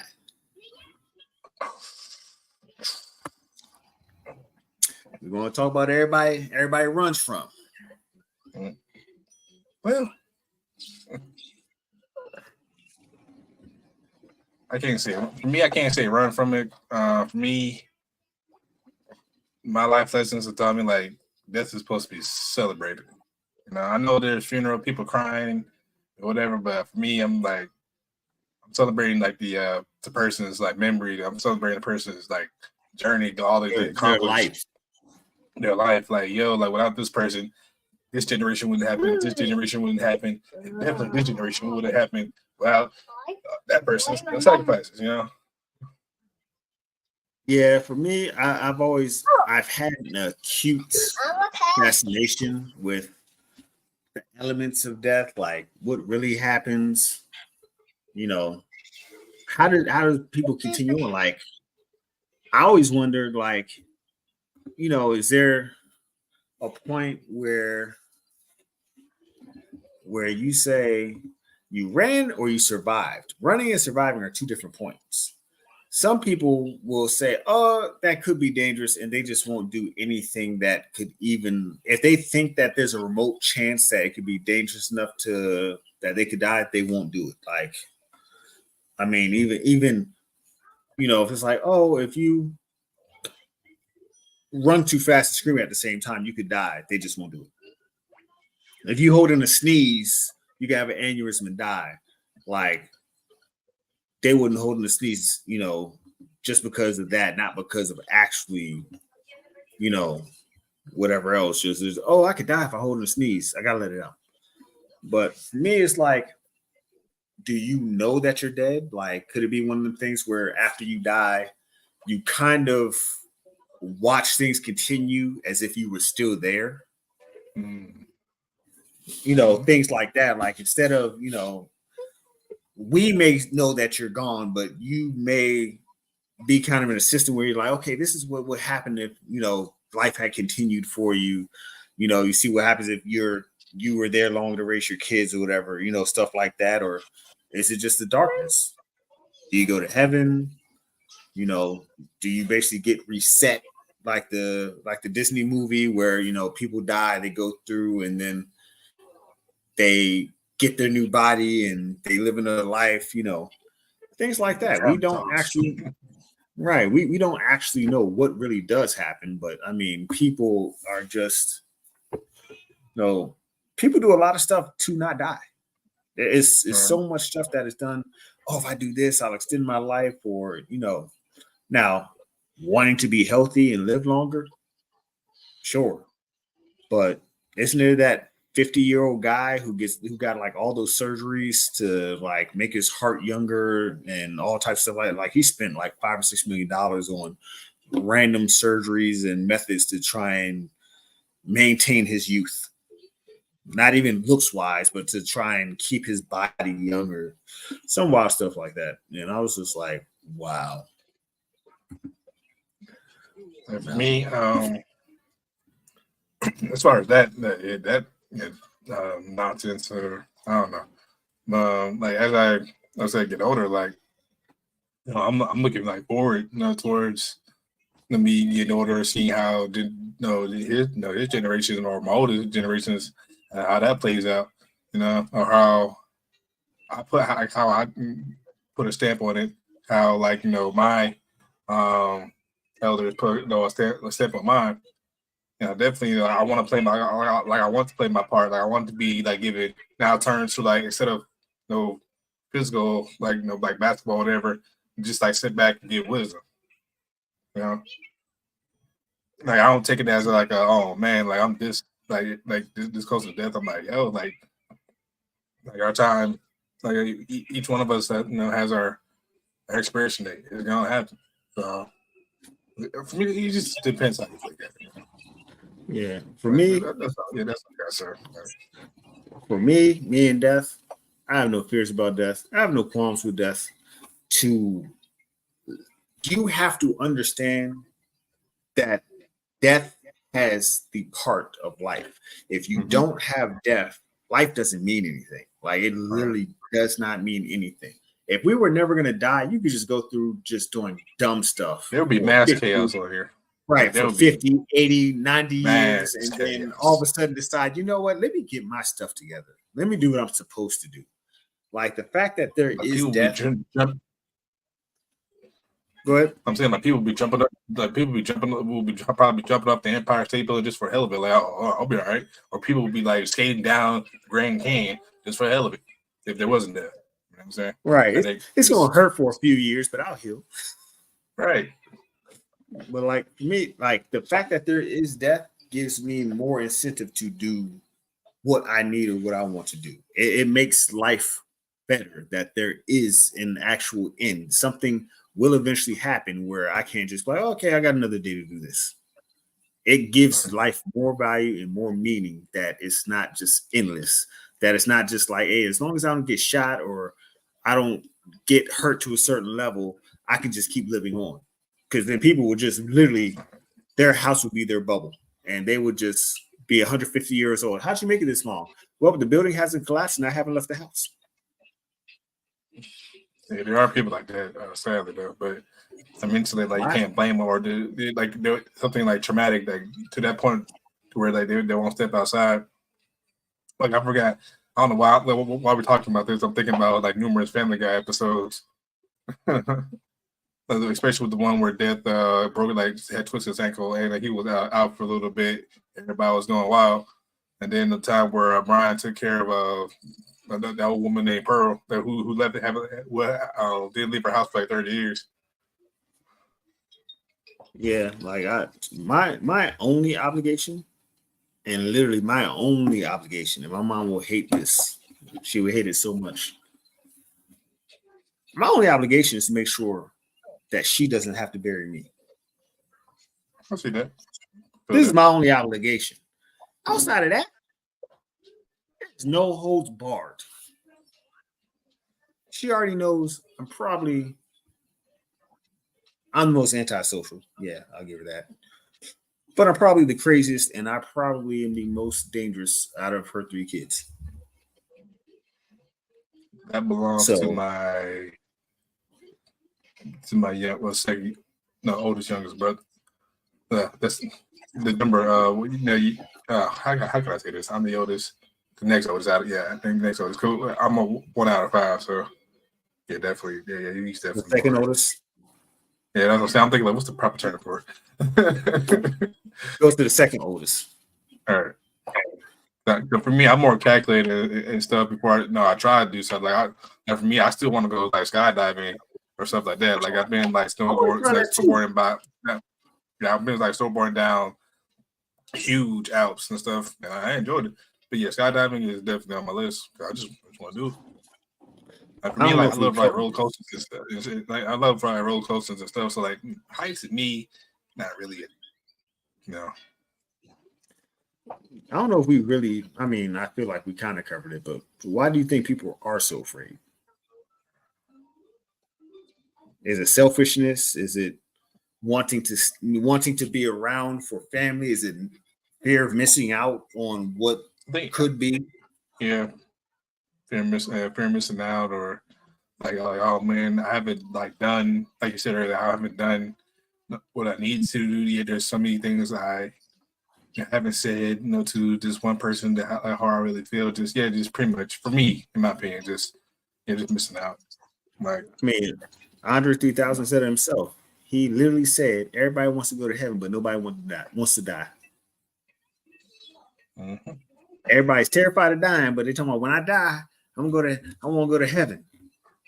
Okay, that's cool, but you can still live your life until you get there. Because, like I said, the FDA don't really look out for us as far as keeping us making stuff healthier. But I ride a motorcycle. So somebody saying, "Oh, McDonald's isn't healthy." Man, I can come off the beltway and a tractor trailer lose control, and it ain't gonna matter how healthy I am. It's gonna be over. Right. That can be the same thing. Speaking that this morning.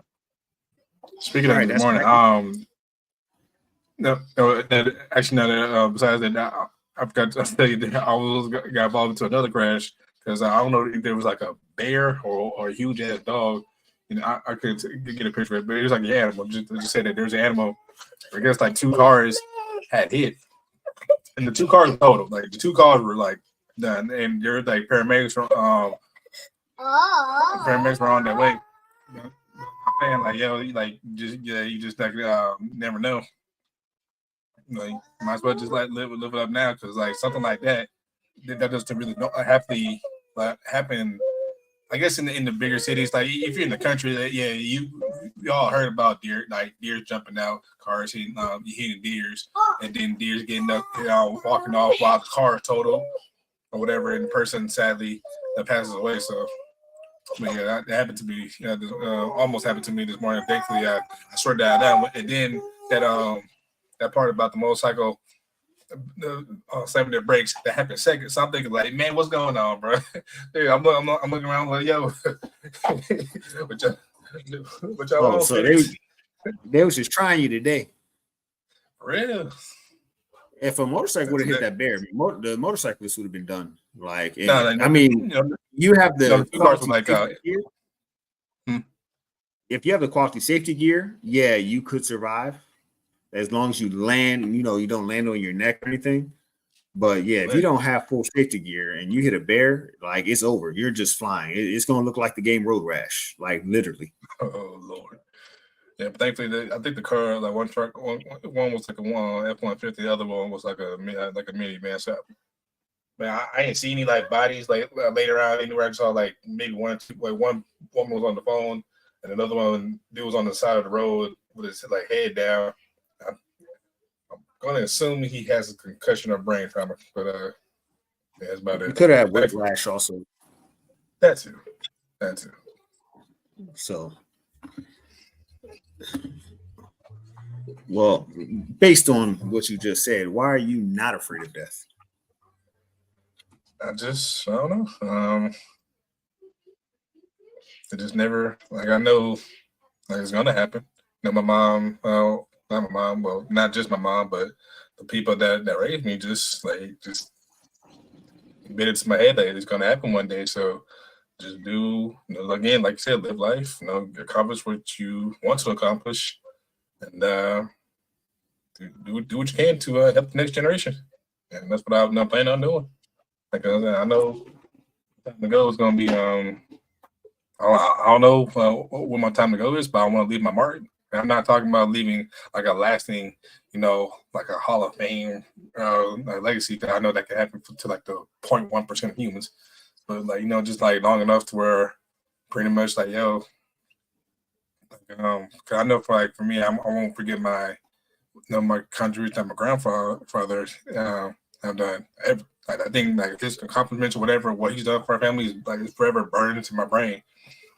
And that's how I want to be, to my kids, to my hopefully, my, when they're old enough, my grandkids, and then if I'm lucky to see my great grandkids, Okay, so you don't want to just live; you want to exist. Yeah, like not for others, but yeah, at least for my family. Yeah, I'm more of a quiet guy, so living is perfectly fine with me. Now, Right. Like I if never have really kids, been one to like live above my means. So well, some people live like I live the life. The people who knew me, knew well. When you exist, and 4 generations, your great great great grandkids will still say, my great great grandfather. You know, me, I just want to live. Like if my kids make a mark in the world, cool. Yeah, I'm perfectly fine with not being them. I'm perfectly fine with that. But that's just, my standard. I mean, it's sometimes where I'm in public and if I see somebody who needs help, I'll just try to help them and kind of get out of there. Like, it's not that I don't want to help them. It's just like I don't even want to be thanked. I just want to help you because you need the help. And I just kind of want to slide off somewhere unknown, unbeknownst to the crowd. But me and death, I don't have any natural fears. My mom always told me I should have at least one. She called it a healthy fear. So I chose heights. But I mean, eventually I was like, I'm not really scared of this crap. And it ain't really doing anything for me. So to hell with it. And I kind of just let that slide into the background. But yeah, fears, I don't know. I don't naturally have fears. Like we realized, even the children in our family, when they fall, they don't know that they're supposed to be hurt until they see you react to them falling. They fall and they look at you for what's next. If you smile and laugh and say, "Oh, get up," this and that, they smile and laugh too. My family's never instilled any type of, oh, you should worry about this, or you should be scared of that. The only fear I ever had is my grandfather's belt. And guess what? When that stopped, when that stopped, you couldn't tell me nothing, Sean. Oh, you said you're gonna do what? Nah, that belt that I used to get back in the day, that was work. You gonna get your ass beat. You come around me. That's how that went. So if you came up to me, you want to start a fight, you was getting your ass beat because that belt back home was the only man I feared, and that man was 5'6" while I was 5'11". But I tell you what, if he talked, I listened because that belt was legendary, and I wasn't intent on ever catching that again. All right. Yeah, same for my grandfather. I mean, he didn't really give me beatings, but I seen whippings being getting handed out. I'm talking about like the triple braided belt wrapped around the hands, that type of Nah, it only took stuff me going about on. three. It only took me about 3, 4 of them, and I was good. I I think I had only no got more like problem. maybe one time, like if that. Um, Well, but one thing one thing he despised, and he gonna catch it like instantly. It was like sagging in his house. He hated that. Still does to this day, actually. He hated sagging. so let's talk about the craziest part of death. Uh, you want to go first? Why do people grieve so hard when somebody dies? I'm gonna try to answer this the best way I can because, like I said, I don't really grieve or celebrate. But my opinion, maybe Well, not us per se, but why do people as a race? people. Okay, gotcha. As I guess, humans, sorry, humans aren't considered a race, but as humans, why do we grieve so hard? yeah, I guess because they know that that person is not gonna be there. No, to pick up the phone, to text back anymore, to then not go out and do whatever anymore. So I just want to say you're sad because of the times you're not gonna have anymore. So you know, for me, that gets in the way of celebrating the life that they did live. And what you could do by honoring them. So, or on other side, again, like I said earlier, the stuff that you did say or do with or to that person.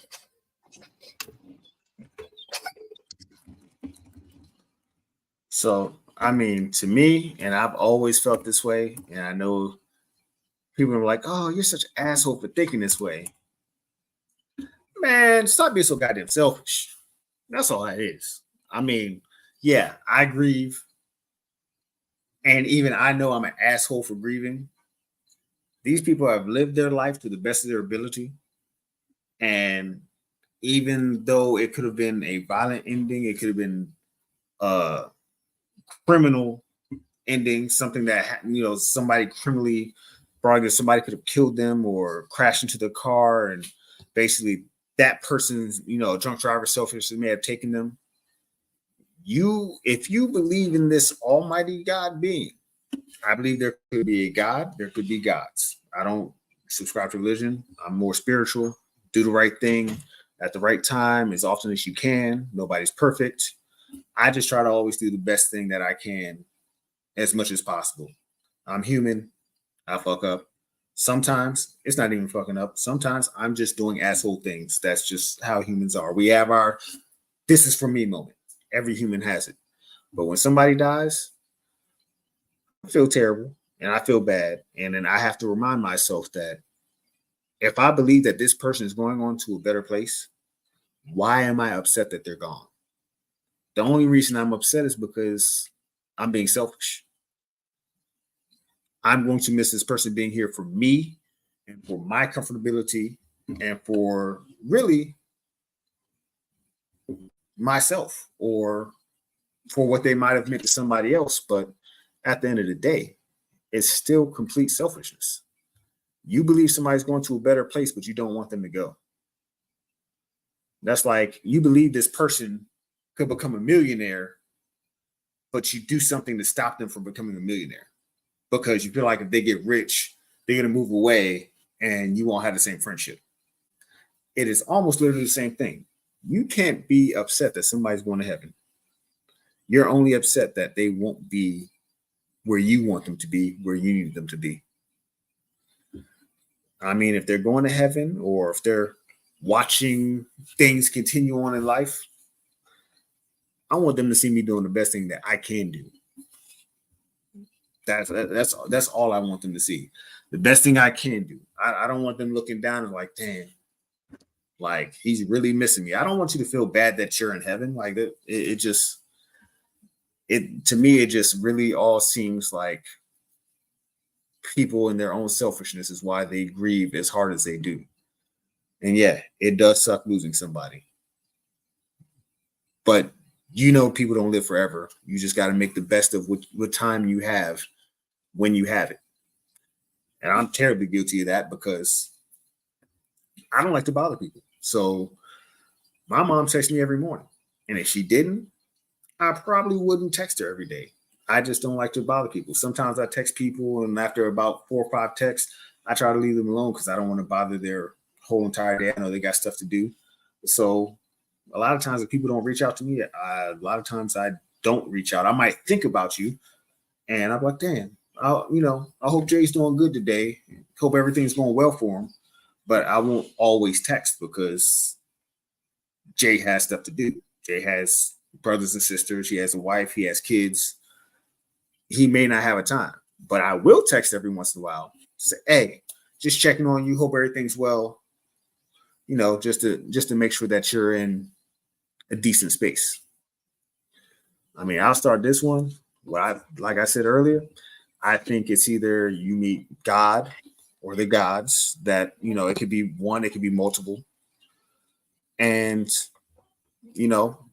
like people say, you may recount your life. You may see certain things in life. You may basically get an understanding of what life was about, or maybe you kind of have your theater moment where, kind of like the Matrix, where the thing's hooked into you and you pretty much get to see what would happen if your life continued until you were XYZ age, or you may get it, based on what you did or didn't do, you may come back as an animal, or you may come back as a human in a different situation based on what goods or good or bad deeds that you did.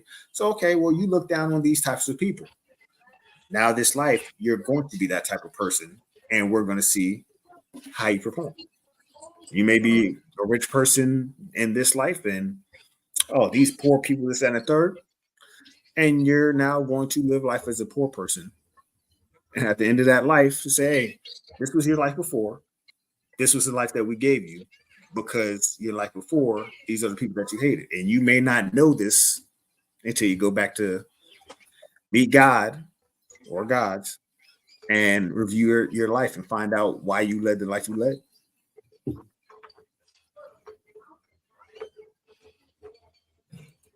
Don't worry, I think about death a lot. So, yeah.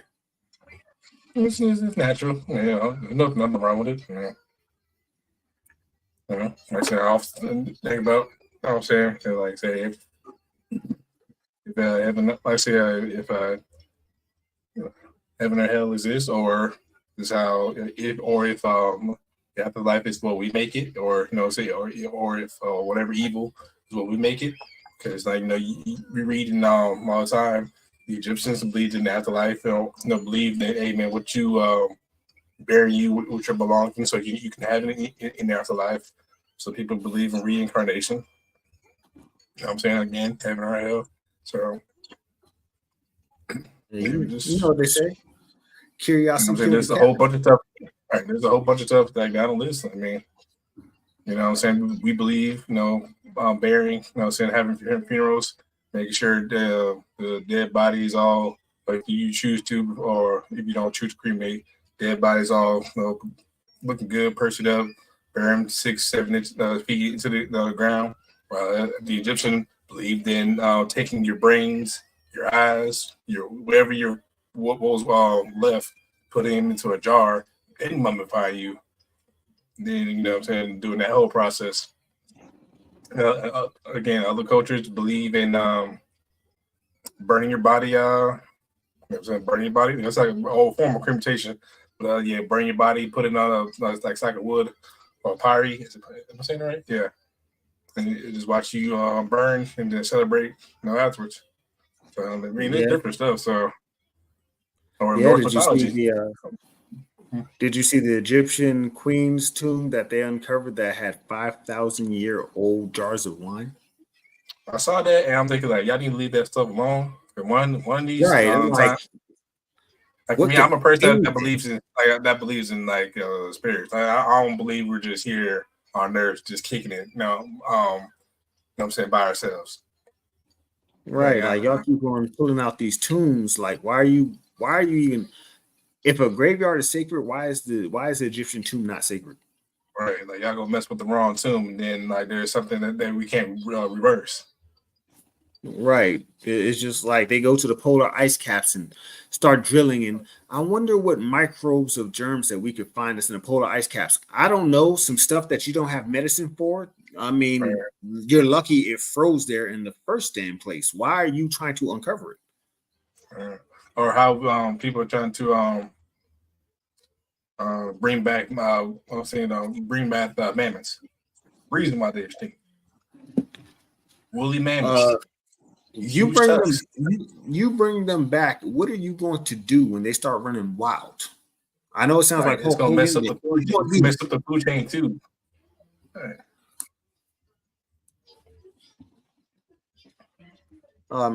Anybody in the chat or watching, feel free to bring up random subjects because I mean, we've gotten to the end, but hey, you got a subject? We got time. I mean, you could train them. You could train them about as good as you could train a damn lion. Train a woolly mammoth. Train a woolly mammoth. You could train it about as good as you train a lion.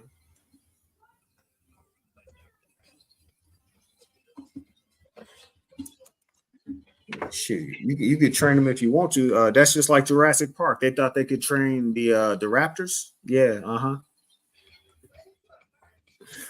Then they made a bigger raptor by accident, and then all of a sudden they didn't know what to do.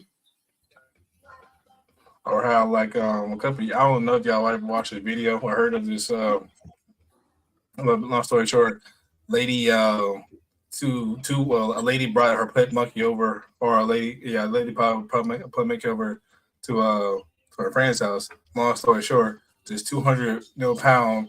I want to say it was an orangutan. Now y'all know primates are stronger than us by miles. Without even lifting weight, they're just naturally strong.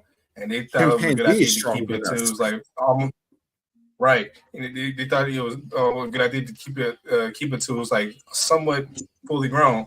And I think like just one day snap and just started to well, first of all, the chimpanzee or the orangutan pulled like the ate the woman's face, pulled off the limbs and whatever.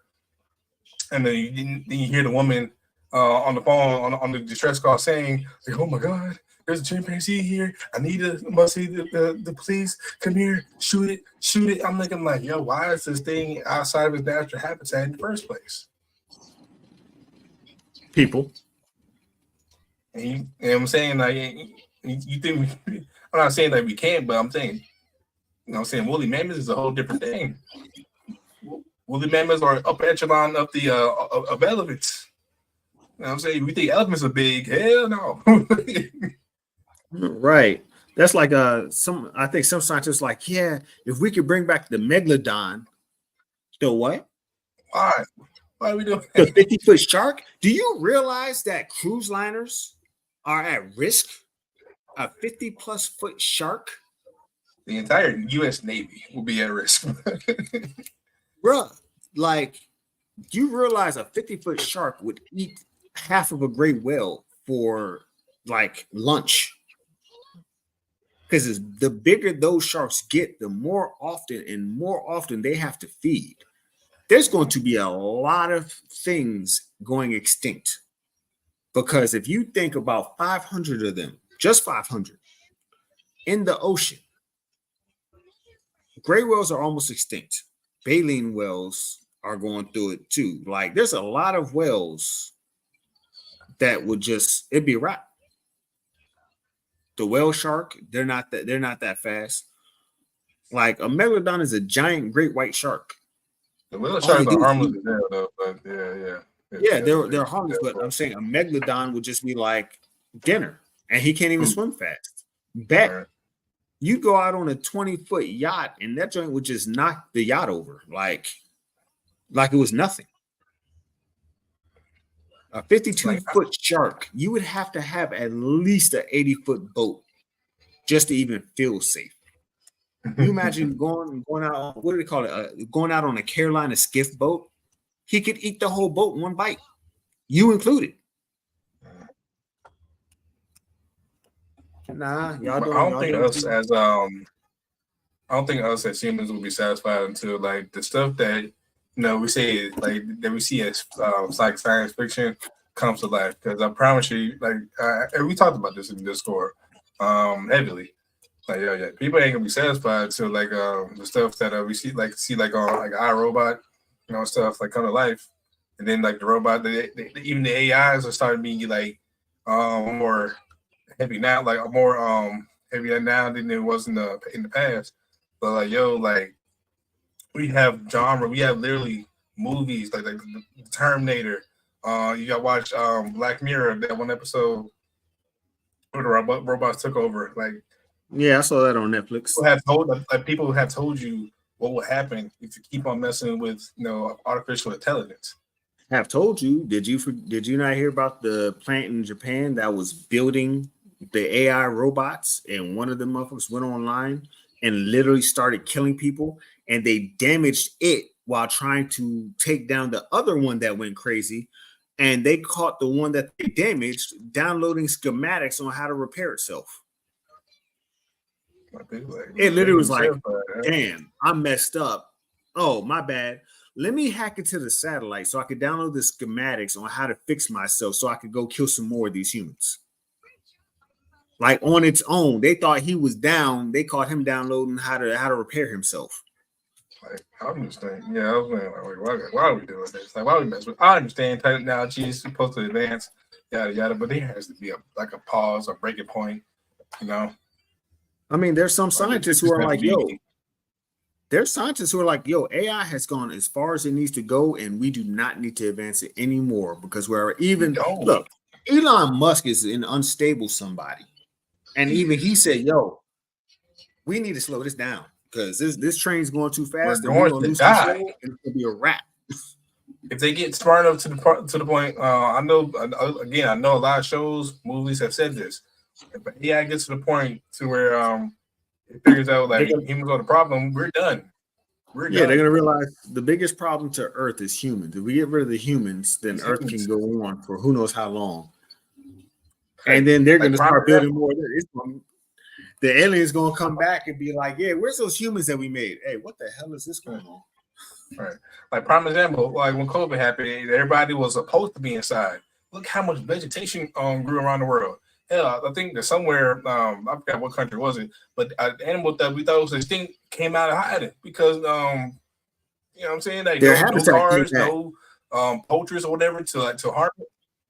Yeah, like Earth like came back. So I'm thinking like I'm sitting there in my house thinking like, yeah, thinking the exact same thing I'm saying now. Like like if we weren't here, Earth would be nice. So I was reading earlier. There's a specific lizard that lives in like the Candor Mountains or something like that, 2 or 3 feet, 100 feet up elevation. Now they're like a white and black stripe, so like almost that natural marbling that rocks have, and like limestone rocks and stuff like that. They blend in so perfectly that somebody made a zip line going across the little mountain thing, and they were actually like bird watching. And the zip line goes over these rocks, and literally these lizards only stick to where these rocks are. That's why even when they were going to go look at it before, they were doing expeditions before, they didn't see these lizards because they do not come out of this rock formation. Wherever this rock formation is, that's literally the only place they stay. And the zip line was going over, and the guy was looking through the binoculars and was like, hold on, I've never seen that lizard before. It's a whole new species of lizard that nobody had ever seen because they literally only stay in this rock formation on the side of this mountain, 200 or 300 feet above ground level. Yeah. So thankfully, and they only see it period of time like air starts to thin out and you can't breathe. So. Right, but they only seen it because humans decided to make a zip line going across the side of the mountain. Like, and I get it for discoveries, like for new discoveries and stuff. We have people like that, but I believe there's just some stuff that just we don't need to unearth. Right, at least that man shouldn't touch. Yeah, leave some things alone. Like, right, like I'm really like what you talked about death earlier, or what we were afraid of. My second thing that I'm afraid of is we're gonna go too far. We're somehow gonna figure out, hopefully not in my lifetime, but we're gonna somehow humans will somehow figure out how to go down beneath like the unexplored parts of the ocean, and they're gonna uncover something that they wish they would have left alone. Like they're gonna figure out somehow to stand let's say the pressure on human skulls, bypass all that somehow, and just uncover something that shouldn't have never been messed with. That's the whole like premise behind the Jason Statham movie, is that they pass through the zone because it's supposed to be a zone of water where it's like superheated that actually separates the deep part of the ocean and the part of the ocean that we know about. And when they disturb this amount of heat, they leave a hole in it big enough that the megalodons who were trapped down there can now come to the surface. And that's how the premise of the whole Meg got up in the first place. And in the Meg 2, the same thing happens. Some scientist goes down there, his space station, whatever, explodes, and now 3 megalodons and a giant octopus get out, and they're just wreaking havoc. But it is actually a scientific thing where there's a point where it's basically like a pressure point, and it's also like a super hot layer that's between 2 points of the water that pretty much you would need some type of sub to actually get through, but a normal mammal or being would pretty much burn the fuck up. But humans leaving a big enough hole for an animal or something to get out, I don't know how true that is, but some scientific shit that I don't understand. Keep it 100. Like just like sorry to bring it up like that I forgot what the company, but that those Titanic like submarines, they thought they could go down there. Like I'm thinking, I already knew. First of all, if the Navy hasn't gone that far, why are you? Well, the people had gone down there had gone down there to see the Titanic wreckage, but this company they consider themselves a cutting edge progressive company, so they were doing stuff in a way that they thought would work. There's tours that have gone down to the Titanic and like actually toured it and whatnot, but they were in the proper type of sub. Right. These people apparently, from what I read, disclaimer, from what I read, the control device was made by Logitech. It wasn't like no special type of sub stuff. They were controlling this thing with some type of Logitech controller, and it's supposed to be a sub. And what they made the sub out of wasn't the proper stuff. Like the sub, basically, the pressure made the sub implode. So the whole time that they were saying that they were trying to organize a rescue mission, the U.S. government already knew that the sub had imploded. Right, the U.S. Navy already caught on their sonar that they did that. Yeah, they basically what they were trying to buck the system and make money, and so they already knew the sub had imploded, and all they were doing was retrieving bodies. But they made it seem like it was a search and rescue mission so that people would have hope for some reason. But they heard on the sonar, they heard it implode. They knew it was a wrap. Your body couldn't float back up to the surface fast enough for you to get air to breathe. Like they knew it was over. Mm-hmm. I'm sad for all the families and stuff, but at the same time, like that was just a dummy mission. Not smart at all. That's one of those times where, as a person, you're paying to go do something with the impression that because it was a legit company, but the people who were running it roughshod. So they were paying money to a legit company. And the company had done, apparently, from what I read, they had done this before, but that might have been luck. Like a lot of people who study the ocean told them, "Hey, you need to do this. These are your minimums that you need to have," and they just felt like they didn't need to have those minimums. And they took these people's money, and these people believed that these people knew what they were doing because this is what their company was based on doing, and nothing bad had happened yet. So you're under the impression that these people know what they're doing. So you're paying. People are like, oh yeah, these idiots paid this company this much money. No, they paid a company that hadn't had any disasters to take them down there to see what they wanted to see. Now, what point? I'm saying, what point as a human where your sixth sense? I don't know if everybody got it, but where your sixth sense or your conscience or that's your intuition just it started to sound like a megaphone in your head, like, hey, I really don't feel like we should be doing this. Hey, back out. I don't feel like, hey. Unfortunately, it's the belief in people. They believed in those people. They believed in that company. Like I said, that company hadn't had any accidents. So they probably looked at their record, was like, well, they've done this a couple times before. There wasn't any accidents, and they just believed that as a professional, if you feel like something's wrong, you would abort the mission. And unfortunately, they trusted the wrong people. That's the only thing you can say is they trusted the wrong people. It's like you buy a Chevy and it doesn't work out. You don't buy a Chevy again, or you buy a better Chevy. But at the end of the day, you bought something because that company is known for making that product and their track record was good enough up to that point. There was a lot of money involved, but their track record to that point didn't have any flaws in it. So they said, okay, well, they've done this a couple of times. There's no problems that's happened. So, and they've been open for a certain amount of time. Just trusted the wrong company. You know, money don't make you psychic. I wish it did, because if it did, then boy, you know how much money people would save? Everybody be rich.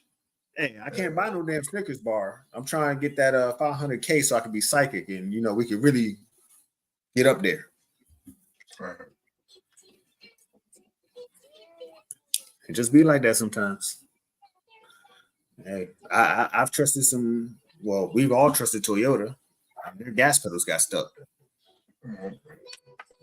Where people trust the Tesla, the self-driving, and then like next thing you know, ended up in a tree. You know, Volvo had a self-driving thing on that they I don't know if they ever came out. They were coming out with, and to get the sensor to sense humans, you had to pay like an extra $6,000. What? Yeah, Volvo had a self-driving system, and you had to pay the $6,000 upgrade for it to basically detect humans.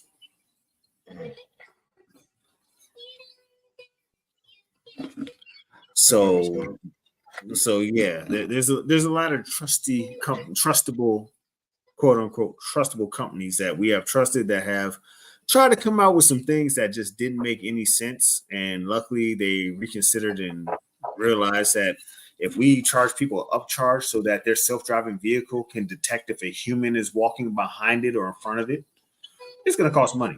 Hell, Tesla had a thing where their camera, where for some reason the Tesla didn't recognize I think it was a certain color of gray, or it was a certain color of gray or blue. So Tesla had to go back and rewire or reprogram the system to recognize this color, because I think the car actually hit or caused an accident because it didn't recognize the color. Like it was completely colorblind to this color for some reason.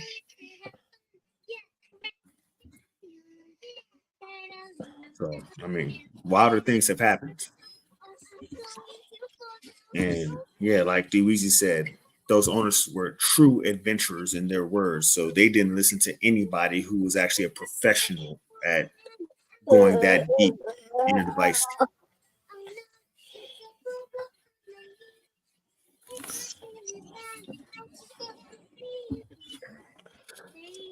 I've never not listened to like a professional just saying, like, especially like when I guess when I start when I do go skydiving, and I guess the dude say, or if they still do it, like, hey, you need to be, I don't know if they still do it, you need to be strapped to a person who's done this before. I'm like, yep.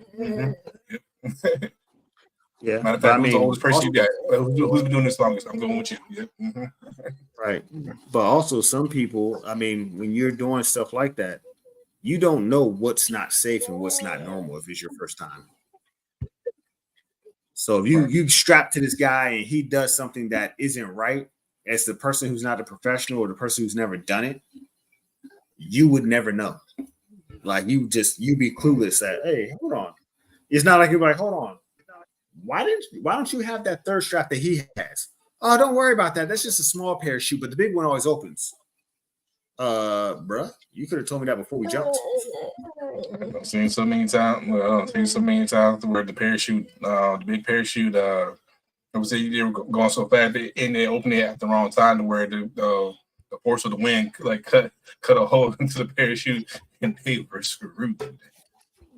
Right.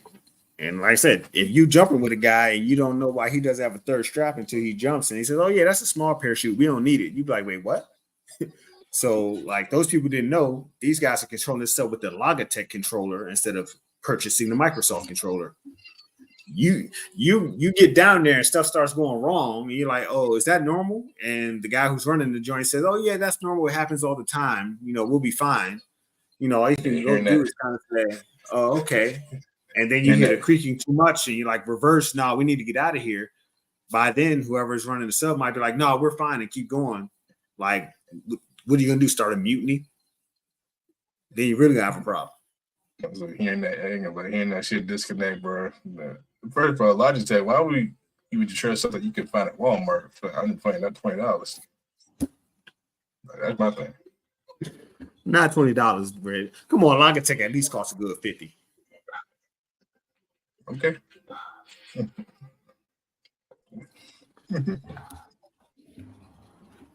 I mean, Logitech is not expensive, but it ain't that damn bad. That's what I'm saying. I'm thinking about I said that. So like, okay. Look, I ain't saying it was great either. I don't know. At least on Microsoft for a Sony controller or something like that's need to hear. Right. Look, they might have went down there with the Wii controller. But they went down there with that, bro. That's. But hey, like I'm switching it back and forth, but it just keeps on saying on register or it keeps freezing. Right. My Game Shark controller is not working. I know you remember those back in the day.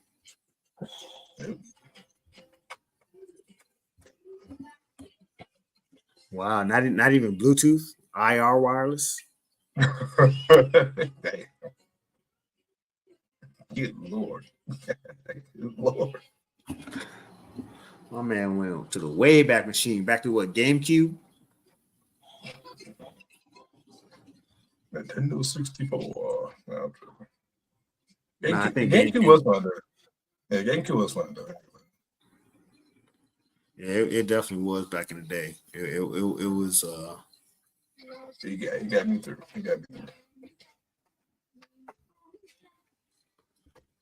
Pre-GameCube, we talking about like Sega Saturn. Actually, Dreamcast might have had. I think Dreamcast had some wireless controllers. Yeah, it might have been Dreamcast. Either Dreamcast or Sega Saturn, Sega CD. Like the way back machine. Back into the dawn of time.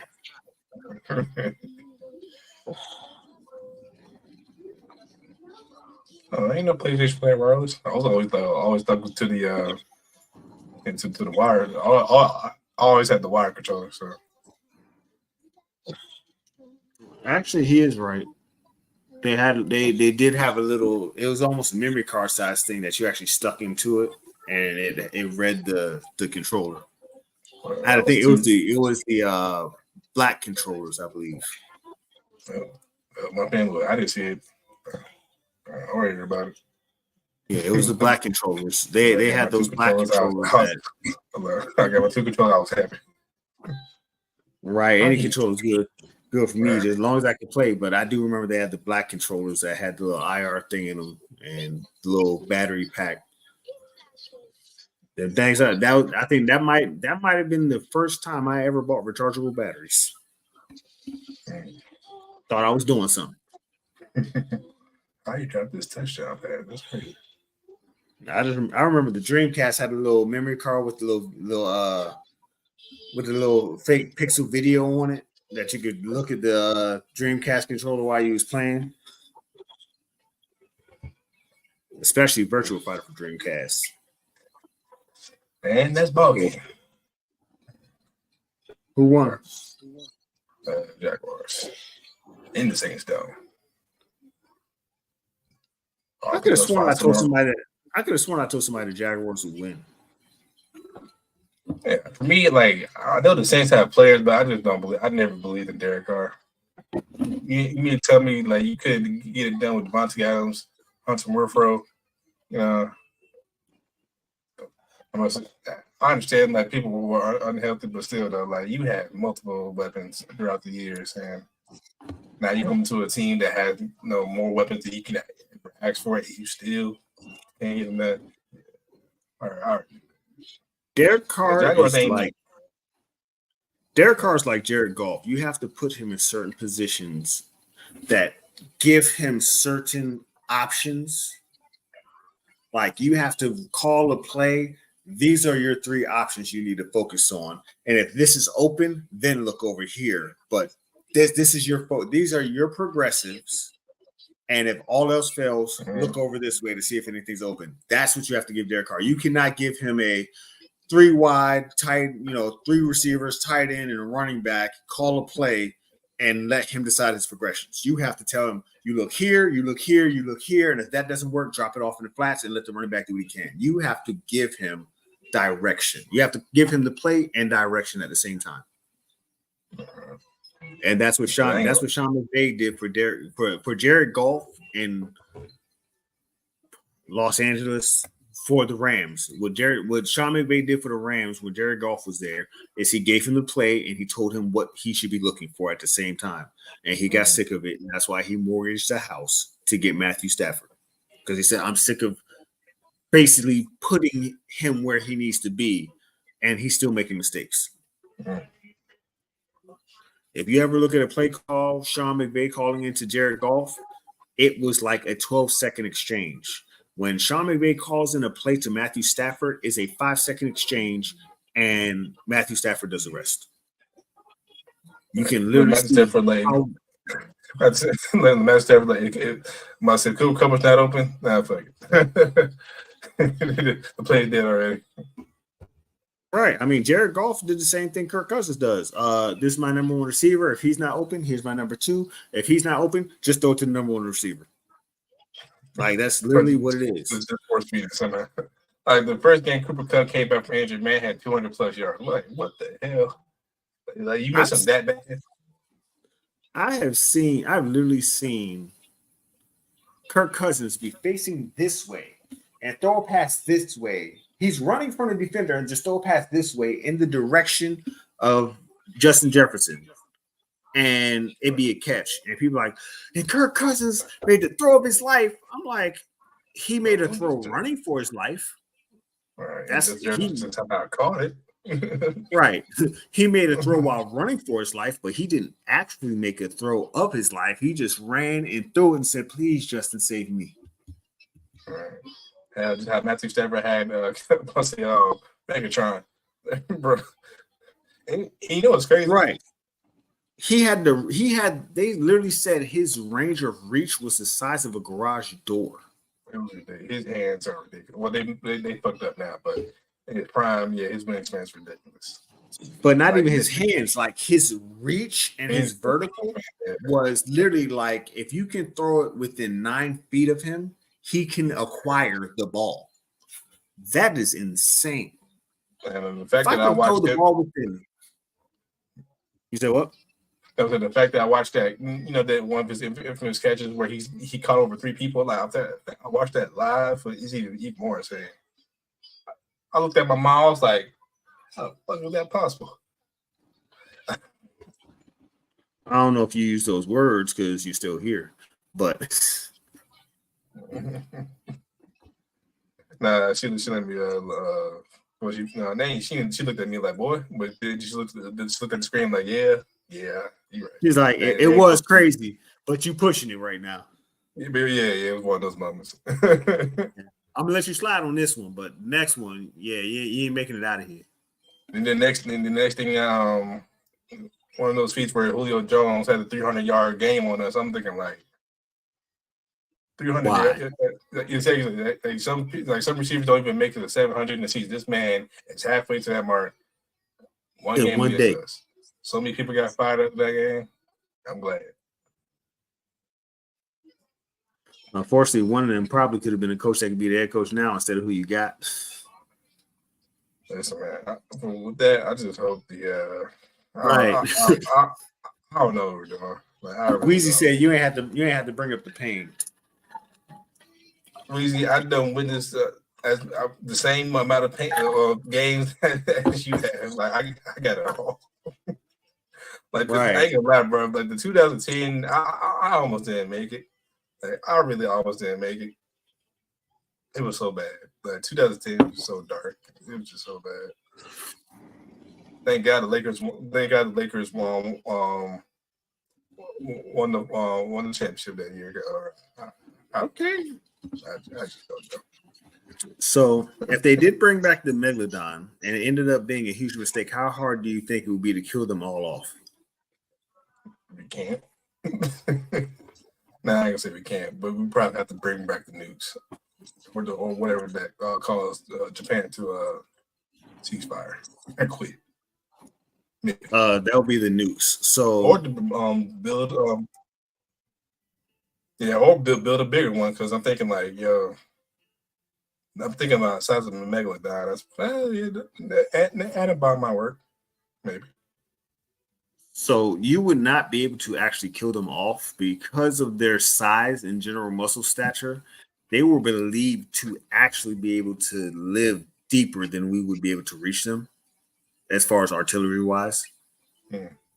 You could do drop charges from a sub, but at the same time, there's so many overhangs and caves that are literally in the ocean. But from what scientists believe, the only thing that actually killed them off was that they grew so big that there wasn't enough prey for them to eat, that they basically just died of hunger because they were so much bigger and slower than the smaller animals because of the size that they had become. So if we brought them back, and evolution would have to take care of it for us. That's why I said the bait, like the whales that are in the ocean, would be prime pickings. Like orcas, orcas would basically become a dolphin. Because even if you got 4 orcas, the density of a megalodon and the width of it from side to side, like they basically just be poking a bear.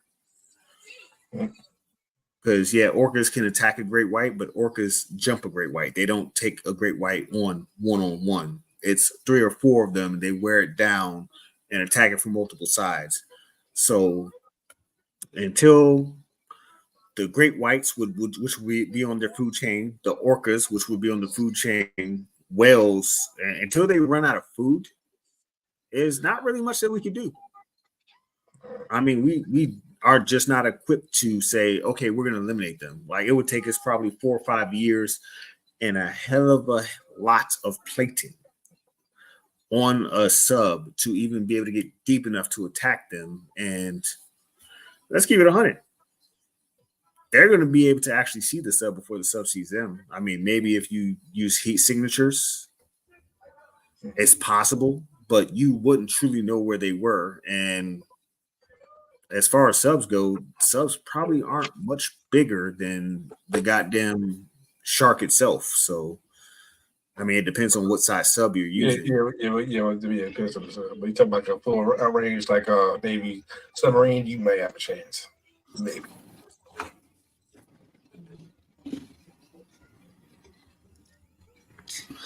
I mean, it's not too many things that's gonna beat that. So you might create an opponent for it and create another problem for yourself.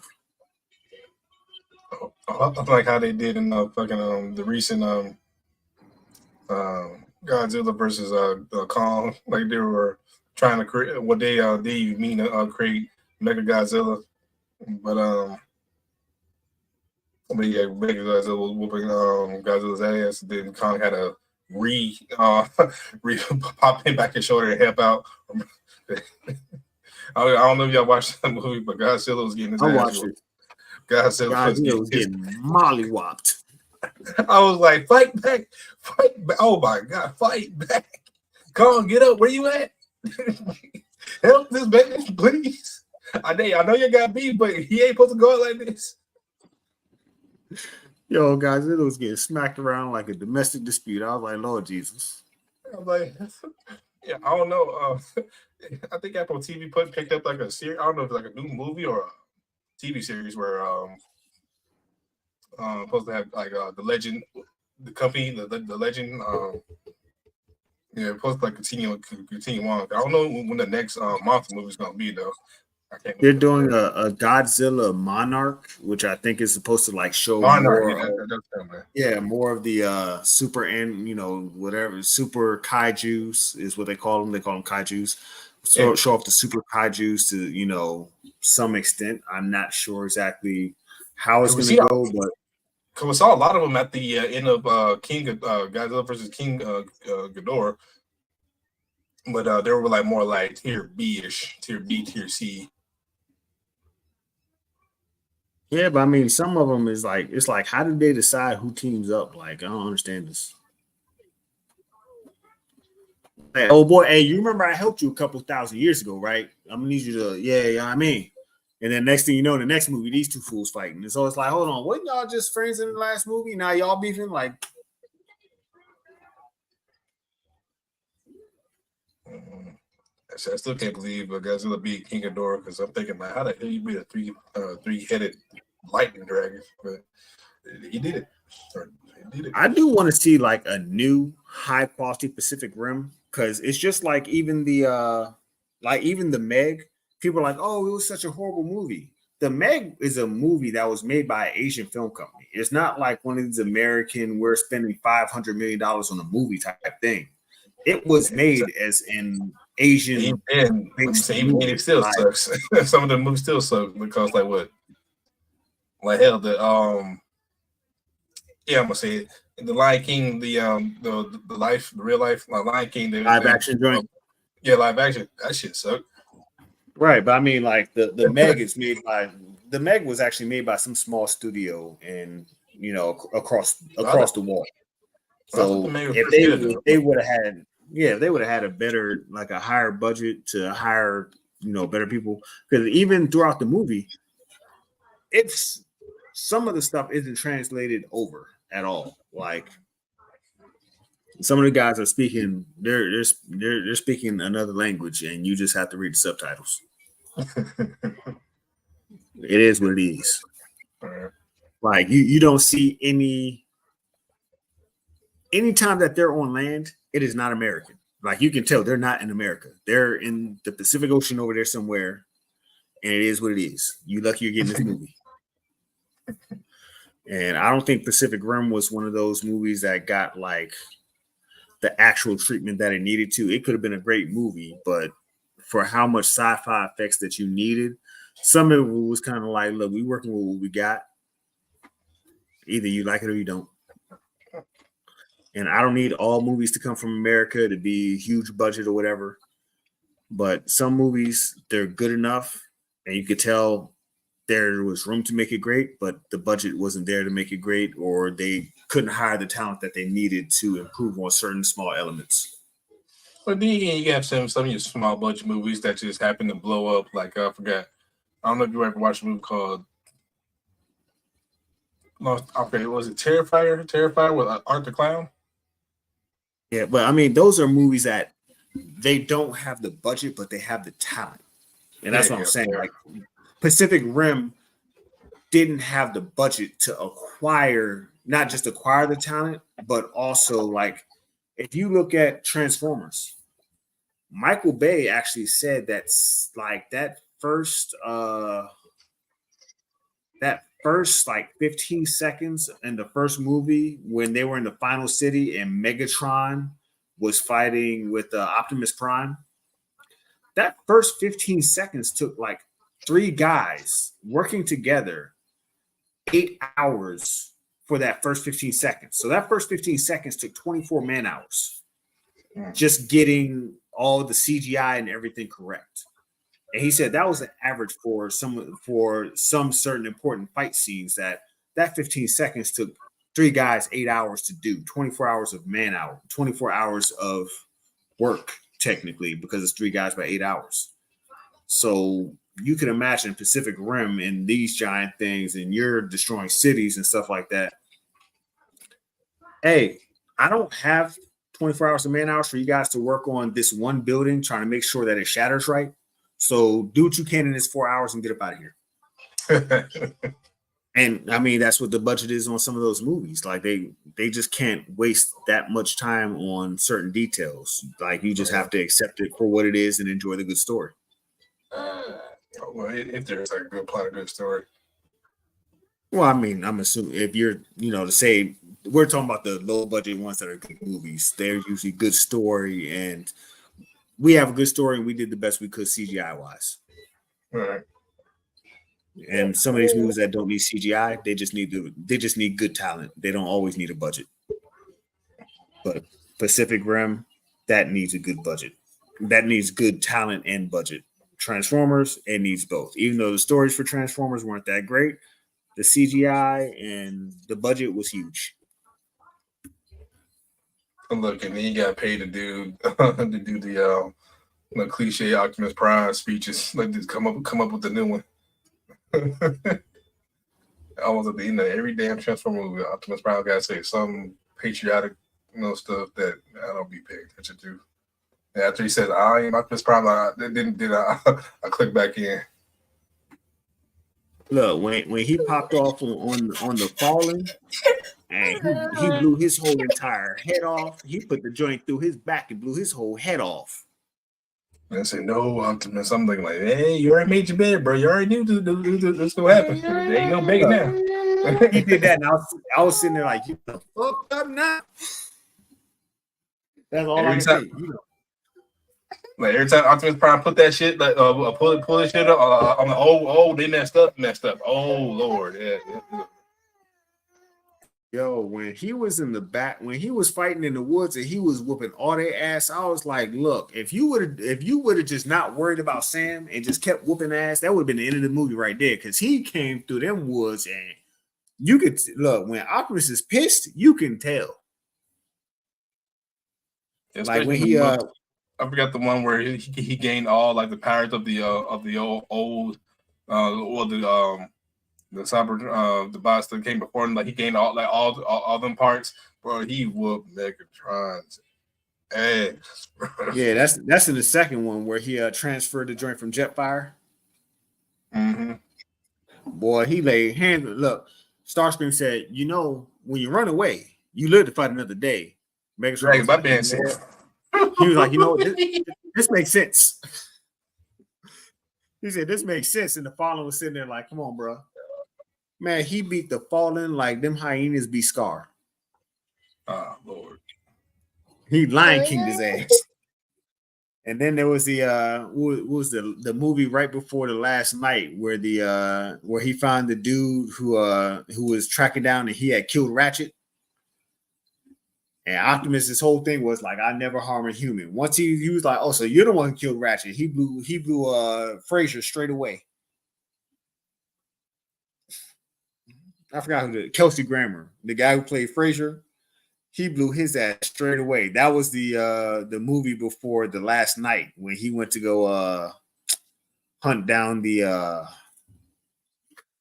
keep forgetting her goddamn name. She's the one who came in the last night when Shia LaBeouf, left the franchise and they had the Mark Wahlberg play the hero who revived Optimus Prime after he found him in the movie theater. Yeah. I know which one you're talking about. Yeah, I can't remember her name either. Yeah, she a crazy little thing. She is definitely crazy. But that did set up the arc that came to be this movie. But this movie is the last Transformers that came out is actually it's not Michael Bay. So they basically like reset the Transformers universe, which I was happy about because like cars that weren't what they used to be existed. And honestly, when Michael Bay killed off Ironhide, I was like, that was like just dumb. Yeah, I was kind of let down with me.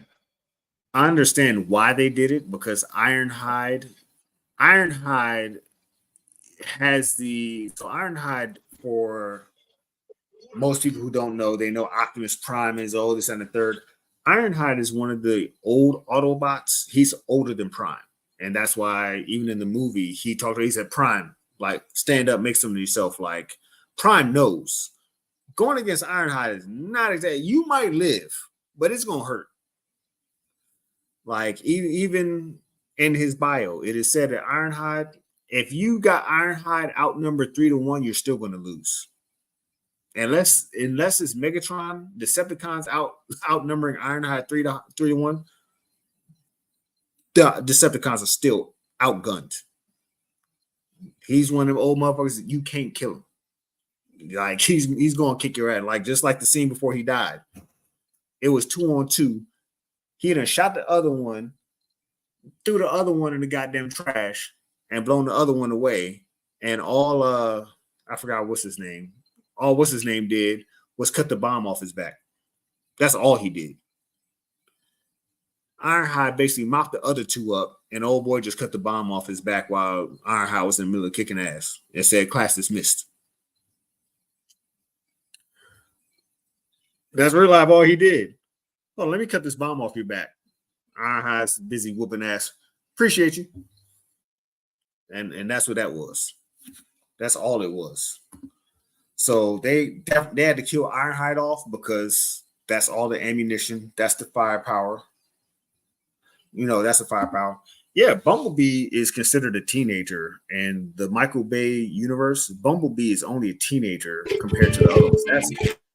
That's why he's still so small in stature because he's still growing. He's just a teenager. That's why they're like, he's a scout. He can handle himself pretty well, but he's literally a youngin'. So he's just a scout. Like, hey, go figure out what they're doing because you're small enough to fit here, there, and everywhere. Come back and tell us what's going on. So the real G's can figure it out and beat them. Yeah, but I mean, he's still growing up. He's young. Like when they left Megatron, when they left Cybertron, he was literally just starting to grow up. So he's literally just started to grow up. Like Optimus Prime was what you would consider in his early 20s before he got the spark. And give me the cube, boy. Right. I said, look, if you keep calling me boy, I'm going to whip your ass. Like, you call me boy one more goddamn time. Me and Megatron would have had to have it out. You call me boy one more goddamn time, I'm gonna drop an EMP on your dumb ass. boy, bruh. It's like Frieza saying monkey for the billionth time to Goku. I'm like, bro, you gotta whoop Frieza's tail just for that alone. Right, you call somebody monkey, you the one with a tail. Right. And I'm calling Vegeta Prince Monkey. I'm like, come on, Vegeta, bro. You gotta have some fight back somewhere down there. Well, you ain't gonna just take that shit, bro. Nope, all Vegeta did in the first one, just take a laser, bring it to the chest, and that was it. Go handle it all. Nah, I think Nappa's the one. No, what is his name? Raditz was the one who took the special laser beam. No, I'm saying when they went to Namek and they finally made Frieza get out that chair. Vegeta had killed all the majority of the Ginyu Force. He got the Frieza, took a fucking laser beam to it was coughing up blood. Then Goku had to handle the rest. Shit, no, Goku handled the Ginyu Force. Vegeta was handling like the little minions. Goku, Ginyu Force, Goku with them. No, I'm saying that Vegeta. No, I'm saying that. No, it was like kind of like half, not half that, but saying Vegeta. There was the blue guy. What was his name? You talking about No, Burger? No. You talking about Kui? Not cool. Kui was a Ginyu Force. No, I'm saying it was a couple. Was that the Ginyu Force? No, Goku whooped the Ginyu Force. Remember Jason Birder, and then there's Raccoon. You gotta remember, Goku carried Raccoon off the battlefield and tossed his ass like, "Hey, this is who you got." Yeah, Goku man. came against the Ginyu Force. Vegeta Well, was Goku fighting. Goku hit that man with the fucking with that one punch gut check. He was over. Raps.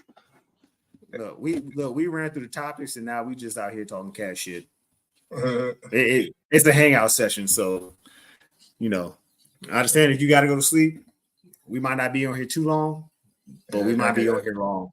We never know. We planned on 2 hours. It's been 2 hours and 45. It just be like that sometimes. Sometimes it's 30 minutes. Sometimes it's 45. Sometimes we take lunch and come back.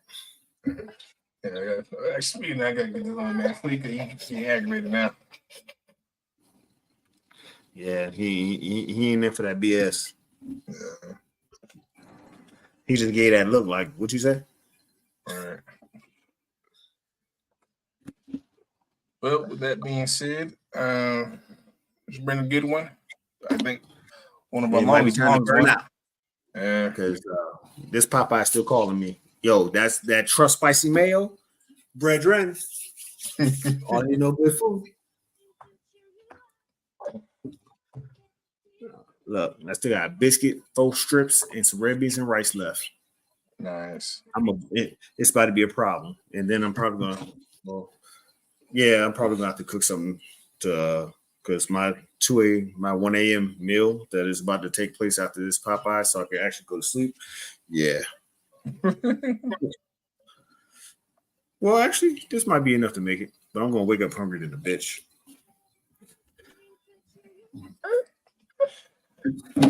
Yeah, regular biscuits. I ain't got no pot pie to put over my bit. If I had that pot pie mix you to put over this dry ass Popeye's biscuit.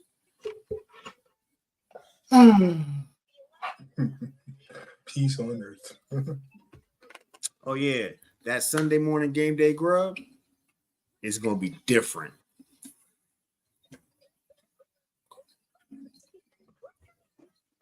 Yeah, y'all gonna hate me. Y'all gonna hate me Sunday morning because it's gonna be something serious.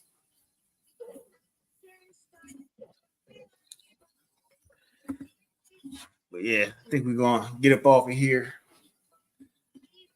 I wonder what my Streamlabs is gonna say about. I wonder if the Streamlabs even tracks when I'm on a multi-stream. Because trying to get my my giveaway game right. Okay. So it better be paying attention to this multi-stream while I'm doing my thing.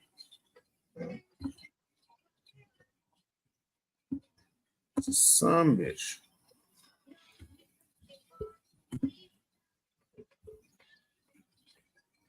Oh, okay, cool. But yeah. So I mean, you can find me 86ghost. You pretty much already found me. You can find merch 86ghost.com. Instagram, where I mostly just post reels of other people's funny stuff or attractive women. I ain't gonna lie. I am married, but I have eyes. Or, well, that's 86ghost _. Same thing for Twitter. Twitter, I'm here and there. Jay, you want to let them know where they can find you, how they can find you?